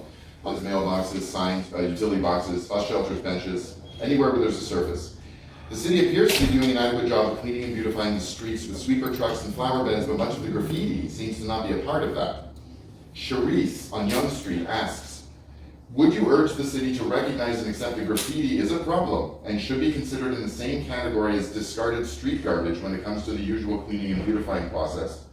And or could there be a periodic graffiti removal regimen to deal with it in public places along with a way to alert the city of those places? And I think we're starting with Mr. Thompson. Oh. I think, is that right? Yes, okay. Mr. Thompson. Okay. Well, yeah, it's one thing to say, okay, well, should we urge the city to deal with this problem? Absolutely. I mean, I think the first thing that we need to do is actually look at how efficient and effective our departments are actually working. So I mentioned about community standards before. These are things where, they should be out there. We should actually see a difference. Like I said, there were 79 staff members that were hired full-time. I don't know where they are. So the first thing I'd want to do is I want to get in there and find out where are they, what are they doing, are we using them properly? Because it seems to me that the efficiency and the effectiveness of where they are, I'm not seeing it. So absolutely, would I urge the city? Of course I would urge the city. This is a problem that needs to be addressed. So, but again, I want to find out why we're not seeing any effect on that right now. Thank you. Mr. Goldberg. It's probably going to come to everyone as a surprise that I agree with Mr. Thompson on something. But the truth of the matter is, the city's employees need to be held accountable. So I do 100% agree that we have to work with removing the graffiti. It is an issue. But again, it goes back to the other thing of breaking the magnet. We have to break the magnet that we've created in the city and in Ward 2 specifically, with the high amount of what they're doing at the shelter and what they're doing at 360 Kids. That's created the magnet for people to come here and feel like they can loiter here and they can do whatever they want here. So yes, we have to take responsibility. We have to keep our city clean. We do have to make sure that the staff are doing their jobs properly. We do 100% have to make sure that the graffiti is clean as well. But I think that it has to be part of a larger conversation of literally what I believe is breaking the magnet of what's making so many people come here, that's causing so much crime and issues for the safety of this community. Mr. Toy. So I would definitely look towards the city to look into these issues, and of course the designated departments that must be accountable, that how they are working and what can be done to improve this. Thank you. Mr. Lee? Yeah. Okay, this is one area where I have a lot of experience because I work downtown and I see these kind of things happening all the time. You complain to the works department, 2 days later they come and they clean it up, paint it up, and then 2 days later, there's another paint going up again. This is something that is a cat and mouse game. If you see somebody doing it, you call the police, they'll come, and then boom, they run away. And some buildings put camera, they try to catch those people. Whether it works or not, I don't know, because I've never talked to those the owners of those buildings. But it is a big issue, and I really don't know how it can be addressed when you clean it up, they come back, you clean it up, and they come back. Thanks so much. So this is one of the area we're actually pretty good in. I do believe in accountability. I believe we need to do better. So for example, on Crosby, when we have those dedicated graffiti that go in there, and we believe it's an area of communication, we're on that really, really quick. Because again, the degradation and the worry as it relates to crime and the worsening our area is done. So we actually have staff that go out there and clean it out. As a matter of fact, in 1998, I used to work for a company, and that was our priority around the world, including TTC, what have you, one of the leaders on that. Gladly talked about graffiti and how it's done. But graffiti, and we do have staff that are out there looking at that in community beautification, absolutely there. It's part of my platform as well right now, and it's an area that we are absolutely dedicated to.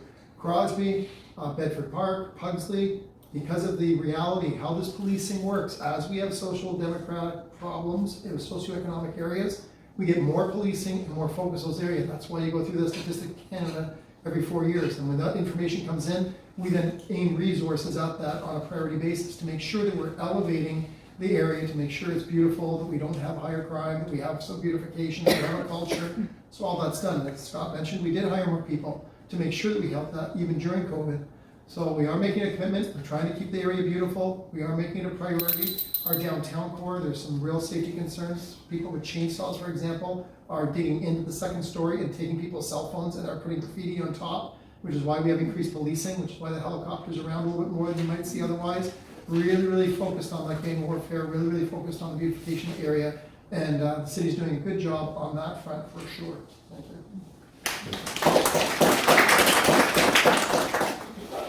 That's 10, but since I'm familiar with what was in this box, by the luck of the dice, the 2 questions that are left in here are probably 2 that really should have been drawn and weren't. And if it's okay with you guys, I do want to have these 2 out here because I think they're really, really necessary, and it's almost a tragedy that they weren't drawn at random. But I want to change the format a little bit because the questions are so serious. Not to have it in any particular order because we've done that, but after I read the question, I just want whoever may feel compelled to speak first to address it, and forget the bell. We'll just go to the 2 minutes.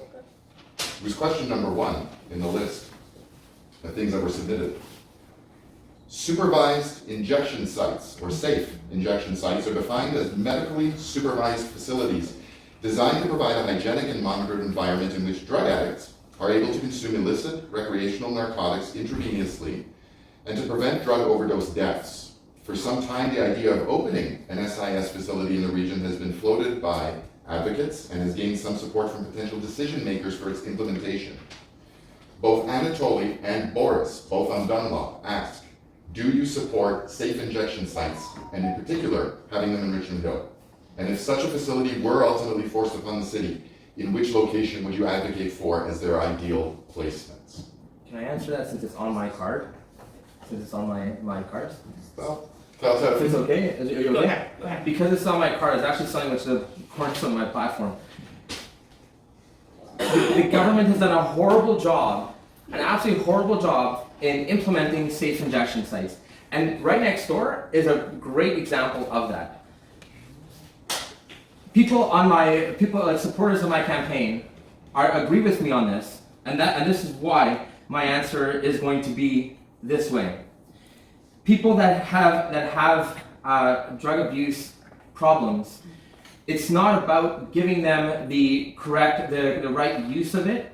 We need to take a more education-based approach.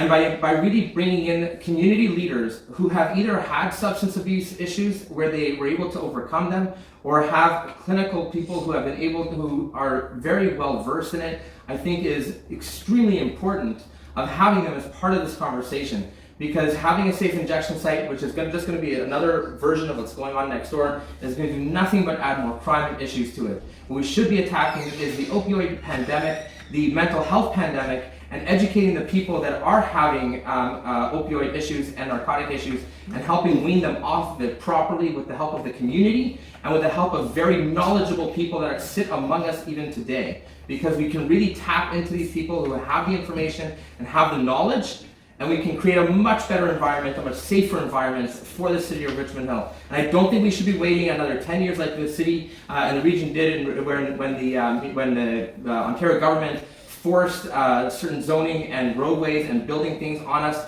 We need to handle it right now, not wait 10 years, not waste 10 years on studies that cost a fortune for taxpayers, but instead be working with the community, working with the people that have first-hand knowledge to help move our community forward.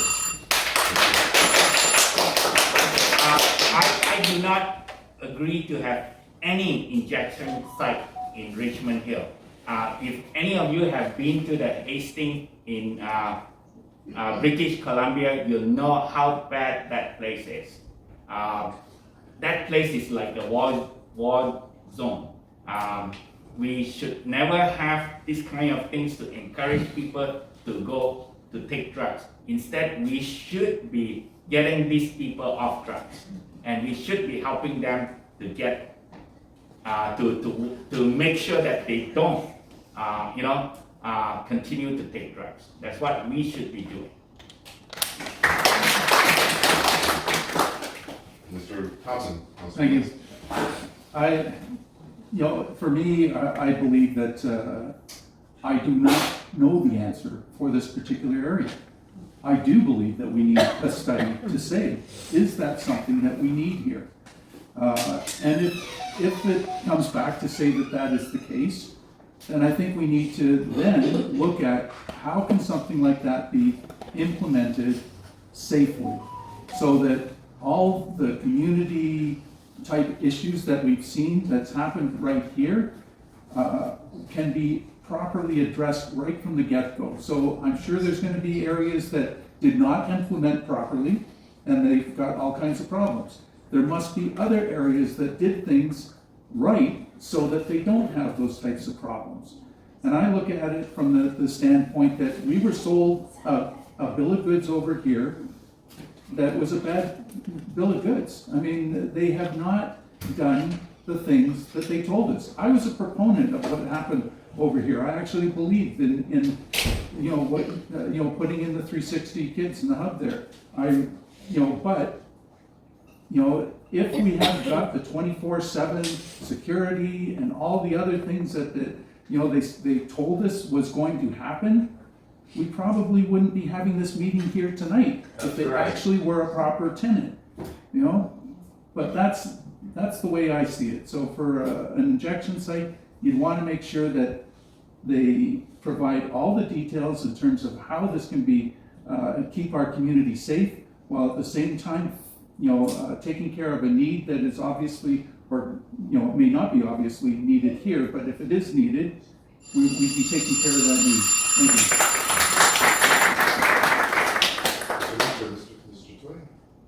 So, first of all, it's not our responsibility here, and happy to have a conversation about any topic you want outside of what our job is. But that answer is short, no way. There's no way to an injection site, there's no way it fits in this area, and we have a lot more areas that we need to address on before we bring that kind of thing forward.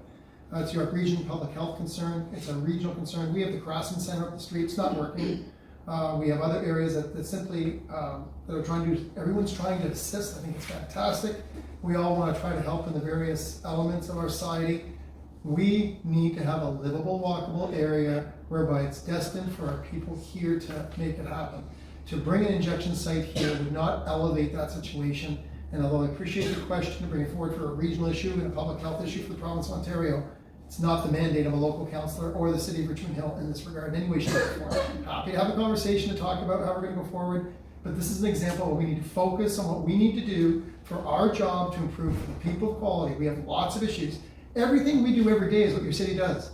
Everything you use every day is what the city does. Water, sewer, garbage, policing, firefighting services, community centers, libraries, streetlights, sidewalks, stormwater management, not sexy as other individuals said earlier.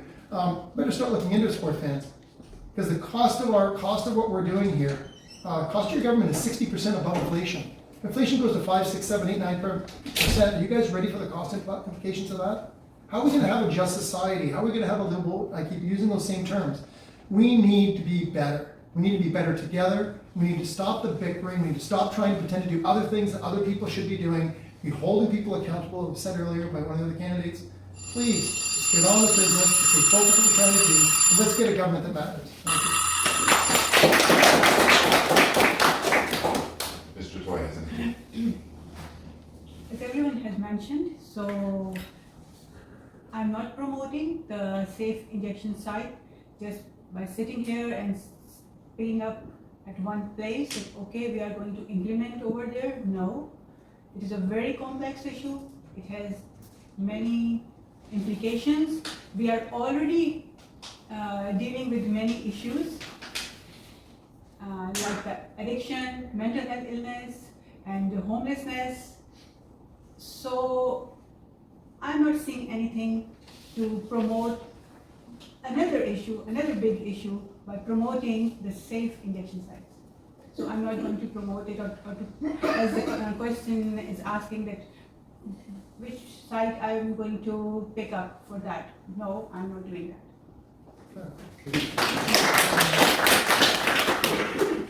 And since that question was actually the one that had been submitted first, and this is why I say it's ironic that those two questions weren't picked right away, this question was on the topic that was submitted most. Let's do this in the same format because it's the last one.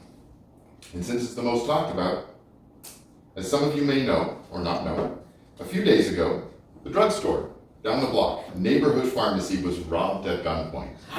Again. 3 times? 4 times? You know, I think we've lost count.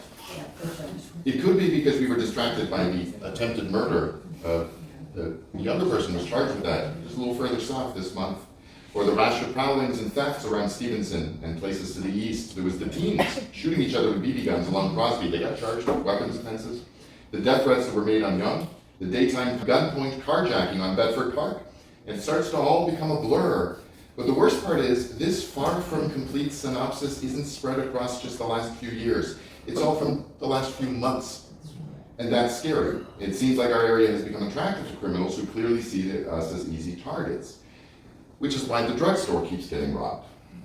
Reza on Center Street asks, how do we tackle this crime trend? As citizens first, he asks, what do you want to see done? And what can be done by others, including police, to make our neighborhoods feel more like home, again, and less like the wild, wild west every week? That's his question. If anyone wants to field a question about crime, police, punishment. Okay, I'll start. We certainly need more police involvement, patrolling. However, this is not an issue that the city handles. It is handled by the York region as,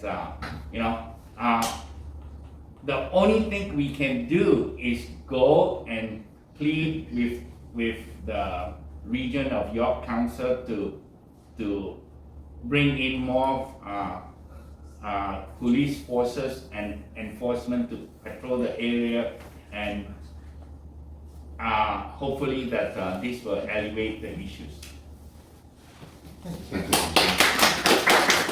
Anyone else wants to? I'll go. There's not going to be enough time to talk this topic. Those are Pizza Plaza, F-150 pulls it out 3 times, the whole front is gone. Those are the Swiss Chalet at 10909 Yonge Street, 83-year-old with a fork. A person came in there with an 83-year-old man, took a fork, cut inside his forehead, gone. Okay? Looking to leave. Dairy Queen, leaving. We have got people who have safety concerns, and the businesses are at wit's end. Community policing is something I'm actively in. We've had 3 superintendents, all been fantastic with community policing. For those who remember the night light and while they're walking up and down, police are doing a fabulous job. We are very active. I am very, very active with police. I mentioned earlier, I'm there every single month. I talk with the superintendent, I walk with them. We engage on an open communication on how we can do it. We have a 2 district right here. There's a reason that number 2 district here, and there's a reason why we are the number 1 policed area in York Region. Right here. It's not a joke. So we have to look at, again, together, this is not the neighborhood that we had 20, 30, 40 years ago. We have got severe housing and housing affordability issues because of your local council. Let's be clear, municipal government is exclusively responsible for housing and businesses, and we've met 68% of our own budget for the last 15 years on accommodating the needs of our community in Richmond Hill. It's not personal. People want to be personal. By all means, take it to the bank. My focus has always been on great public policy, and we need to have people that are going to be committed to trying to work together. We talked about neighborhood watch tonight. We talked about safety and security up and down. We talked about drugs. We talked about how we're having a socioeconomic, but we have people coming outside the area coming in here. We have regional differentiation. We have provincial matters with regard to the Craftsman Center. You have people talking about transients coming into the neighborhood. We have traffic issues. All of that is local. And we need to address it, we need to talk about it. I've had 3 discussions on downtown revitalization. I encourage all of you to continue. Thank you.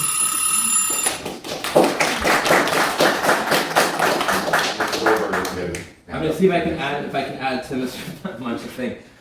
My store has been robbed twice. I know what it's like being robbed. My butcher shop in Vaughan was robbed twice. I know the feeling. And it's not a good feeling. The feeling of being completely violated, whether it be in your own home, just next door, whether it be a place of business, it is a horrible feeling. And unfortunately, we have a lot of issues that I'm going to agree with Mr. Munch on. That we have to get a council in place that actually puts the residents and the constituents of our city first. We have to bring everybody in. We have to have everybody involved, and I know we have the right people in the city that care and love the city as much as I do, and I'm sure everyone on this table can agree that we all love the city in our own way. But we have to come together. We have to work with everybody that is available at our disposal. I have some recommendations on my website of different things that we can do, which, as I touched upon earlier, like having an auxiliary force in. But the reality is, this area has to be revitalized. The magnet has to be broken. We have to break what's bringing people here and make sure that the issues that we're having are properly taken care of. And one thing at a time, but priority is making sure that we're not getting all these people coming in from all over the place because they know they can get the drugs, the alcohol, whatever paraphernalia they need. They know they can get it right here. And not a single person should ever have to feel unsafe in their home. No one should have to feel unsafe in their home, no matter whether it's 3 o'clock in the afternoon or taking your dog out for a walk at 7 o'clock in the morning. There should be no discrimination against anybody for any reason. I don't care if you own a home or if you're in community housing. Every single person is afforded human rights, and we have to bring everybody together to fix this problem and work together and create a better city for everyone to enjoy.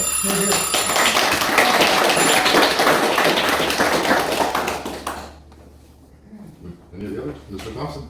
Well, absolutely. There's a number of contributing factors that have drawn this type of activity into our neighborhood.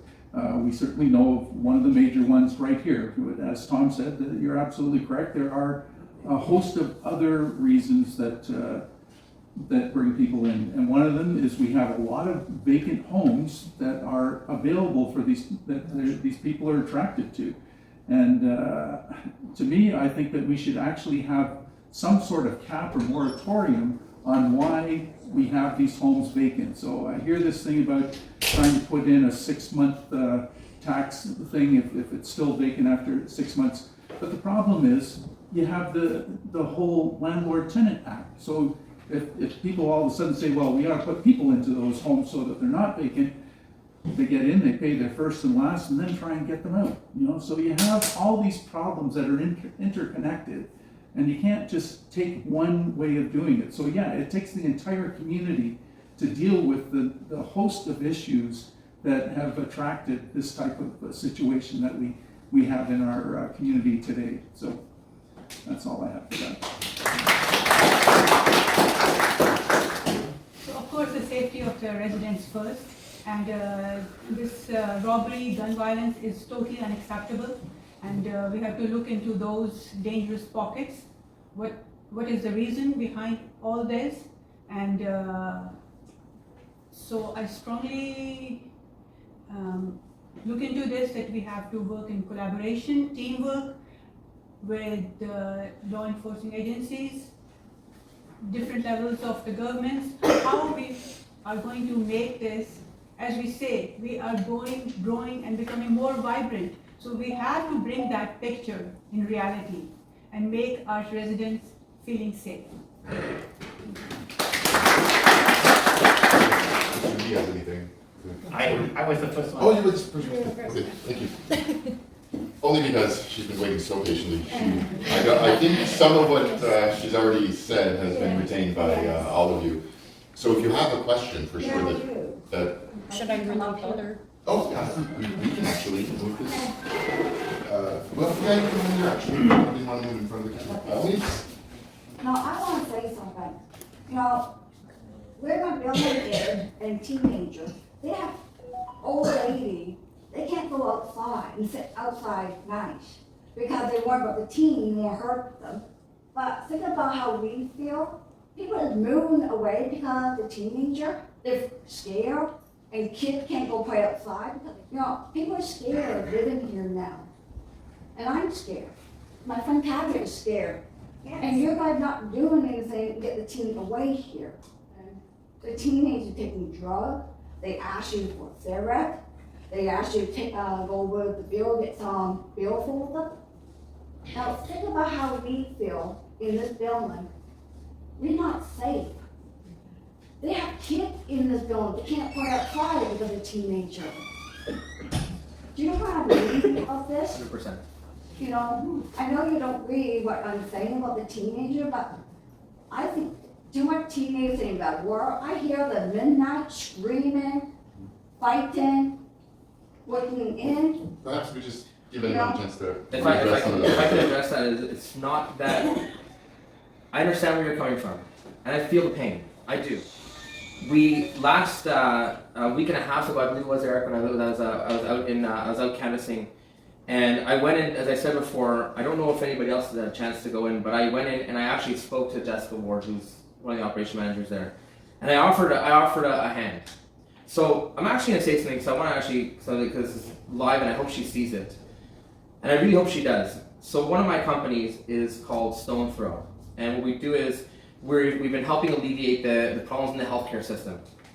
Now, I have the ability, and my offer has been given to 360 kids. And know that I will not be taking a penny for the services, but I will get them the staff that they need for overnight shifts, because they don't have the staff they need. Now, the thing is though, is that you're right, they are attracting the people at the wrong hours, and it's making people feel unsafe.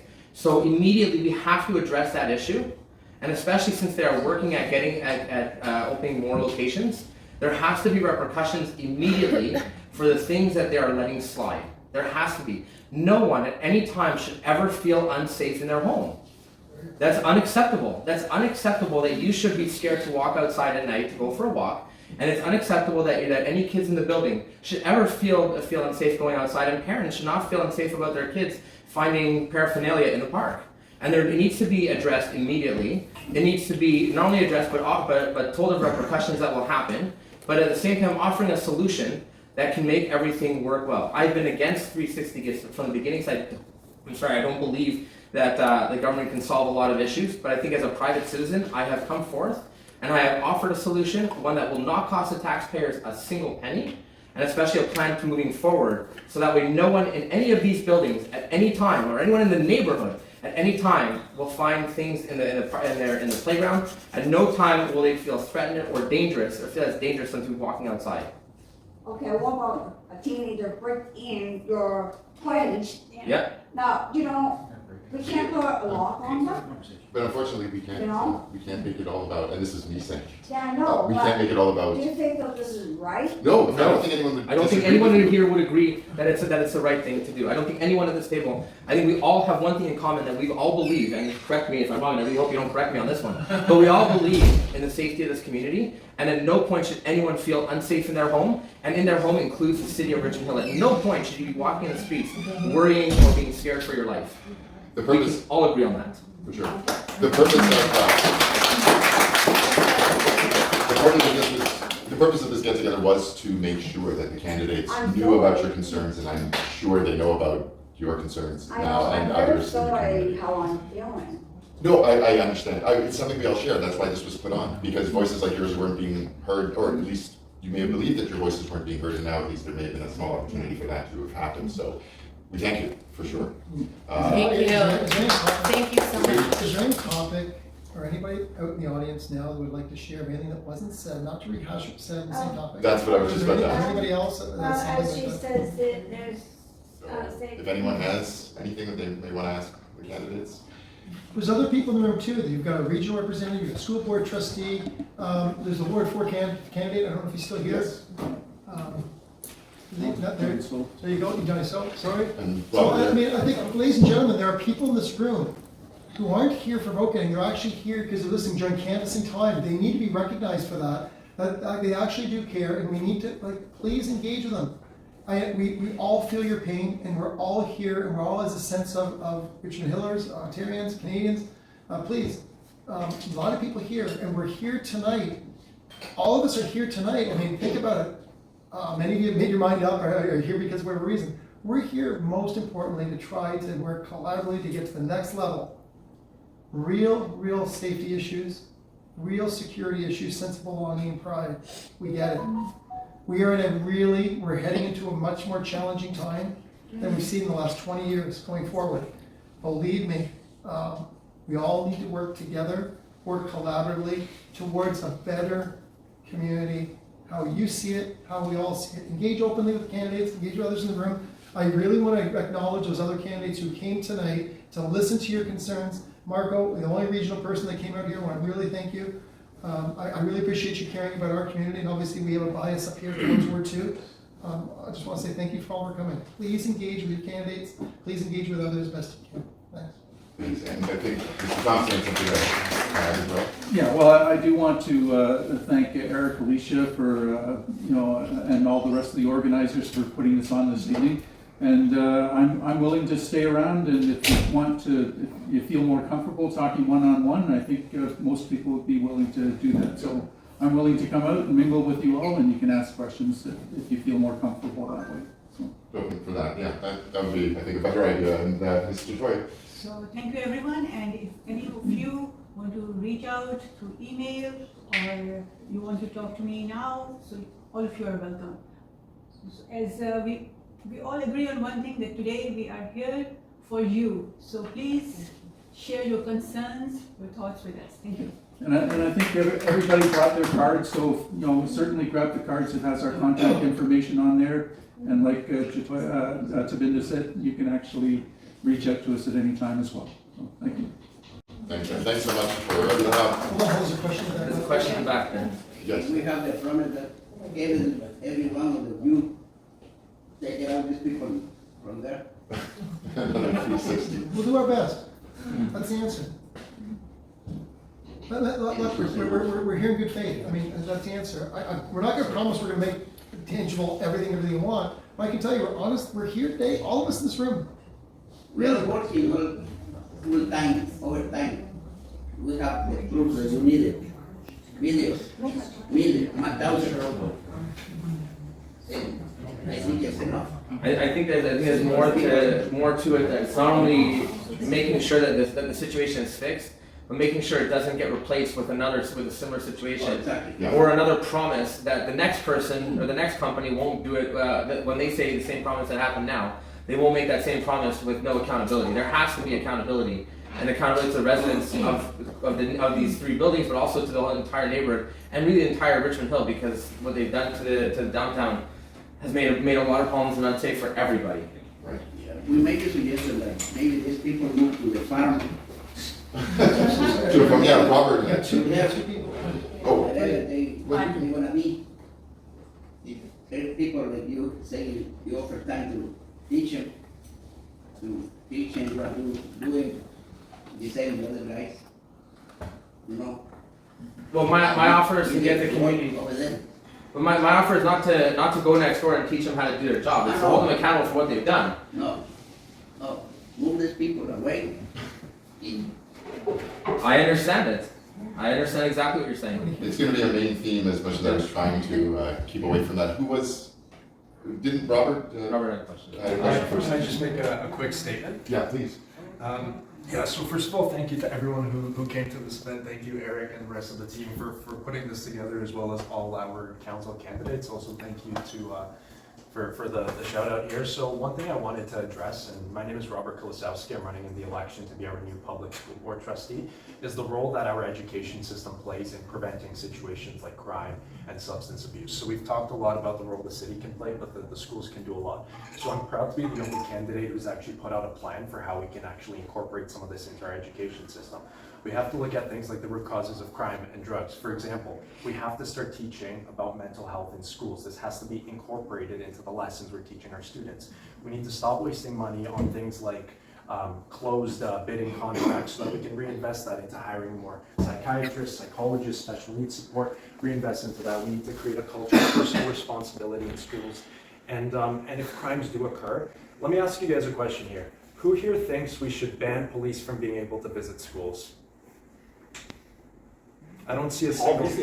I see one hand went up. Just one hand went up, and the individual who raised her hand is my opponent. So it seems like of the 50 people in this room, 49 agree that we should reverse the recent ban on police visiting schools. Police used to come into schools up until 2 years ago. They used to be able to educate kids about drug use, about safety. We wanted to create a positive relationship. But 2 years ago, the school board decided that it was going to ban the police. If there's any police officer who abuses their authority, that individual should be fully held accountable for their actions. But we can't stereotype and say all police are bad. We shouldn't say we want to defund and abolish the police. We can't stereotype people by occupation, by gender, by race. That's unacceptable. We need to reverse the ban on police visiting schools, allow them to come in, educate our kids, especially when we've had issues of guns and drugs being brought into our schools, and then those issues are ending up in our community here, being spread, hurting seniors, hurting our vulnerable families. That's unacceptable. We need that positive relationship. We need that education, and our school system has a very important role to play. So I'm glad to see that 98% of people in this room agree with me on this important issue. Okay, Can so I just? It's about them.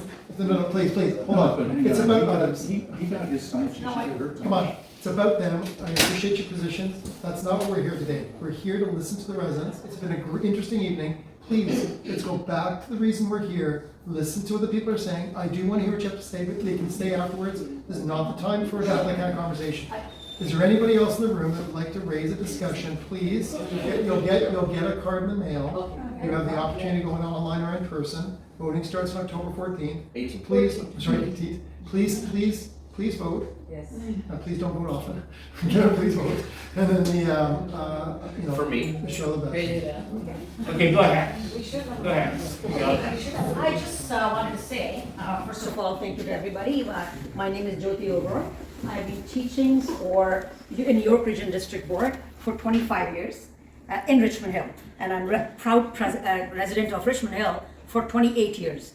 And I'm not saying that police are bad. I'm not saying that. I'm just saying there are VIP programs already. I think my dear young person who's my opponent doesn't know that we already have embedded programs in school. It's called VIP program.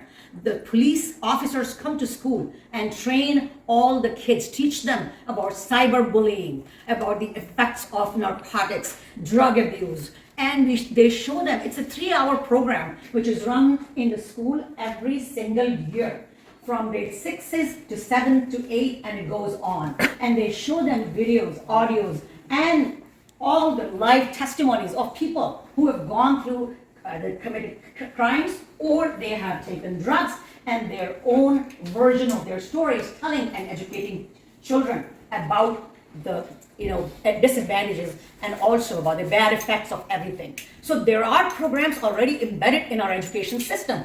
What we need is counselors, guidance counselors, social workers, child and youth workers. We need to have dialectical psychotherapists who will teach our children mindfulness, the value of being good citizen, and the value of growing up together with each other. Bullying prevention. All of these should be. This is called curing it from the beginning, not the find the curative, preventative right now. That's what my point is. I'm not against police, but I want place of learning to remain place of learning. Embed these programs and give more support to our children so that they are further away from bullying and all kinds of cyberbullying and whatnot. That's what My name is Devnani. I just want to say thank you for inviting me. I'm the candidate for the mayor of Richmond Hill, and I'm glad I came here because Richmond Hill consists of like all 6 wards. So what's your problem will be next mayor's problem, whosoever will be. I don't want to take your time getting through. I just want to thank you for inviting me. Thank you very much. Thank you. I can't see actually who's got their hand up. Marco's in the back. Sorry. Oh, Marco. Okay. Yeah, I didn't realize it was Holo, which is a Ward 2 event. I want to thank Tom for giving us a shout out. Just to give a little bit of my background, I'm not going to go into a whole bunch. I'll try to do my best to talk to issues here. I was born in Richmond Hill. I lived here my whole life. I actually grew up at 35 Belvedere Crescent for 12 years. So I know this area intimately. But it has changed since I've left. I did not know a lot of the issues that have been brought up here, especially in terms of safety and crime and drug issues. I have friends who still live here, who've lived in Ward 2 for a long time. I want to speak directly, though, to the issue of the hub. I remember when I was a kid, before I moved away, there was another really contentious construction that came in, and my parents were vehemently against it, and it was these buildings. And the things that were being said about these buildings were the exact same things that we are saying now about the hub, and the same issues happened when I was a kid, started to happen when these buildings came in. And it's not saying that these buildings are the problem, but we need to look past the issue of we have too many undesirable youth coming in, or we have too many poor people. These are root issues which need to be tackled by revitalization, they need to be tackled by affordable housing, they need to be tackled by building jobs in this area. Because if you look at what's happened to Ward 2, I can remember biking up and down the streets as a child.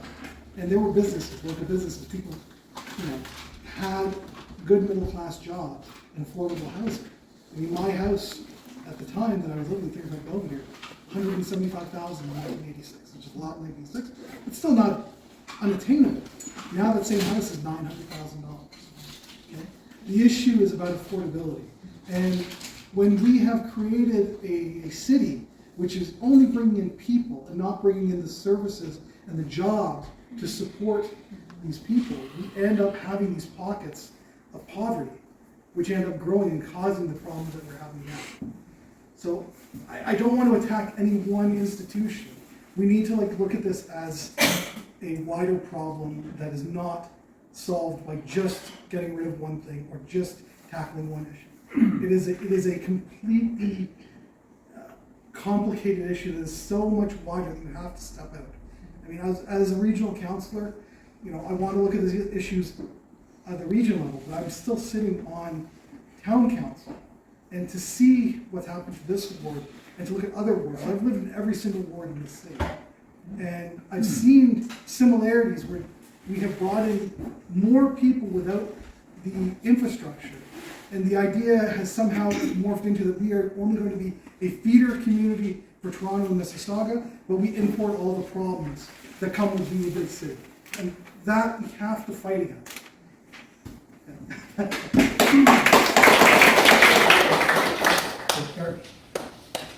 Well, I don't know if anyone else has got their hand up.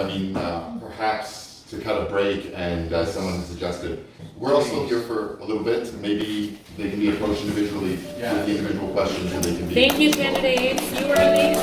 Thank you. Thank you so much. Thank you. Erica, you did so well.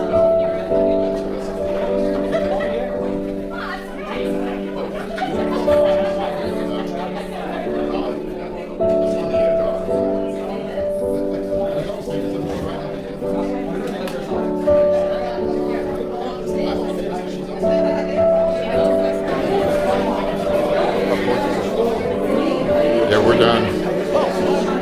I don't think. That's great. Thank you. No.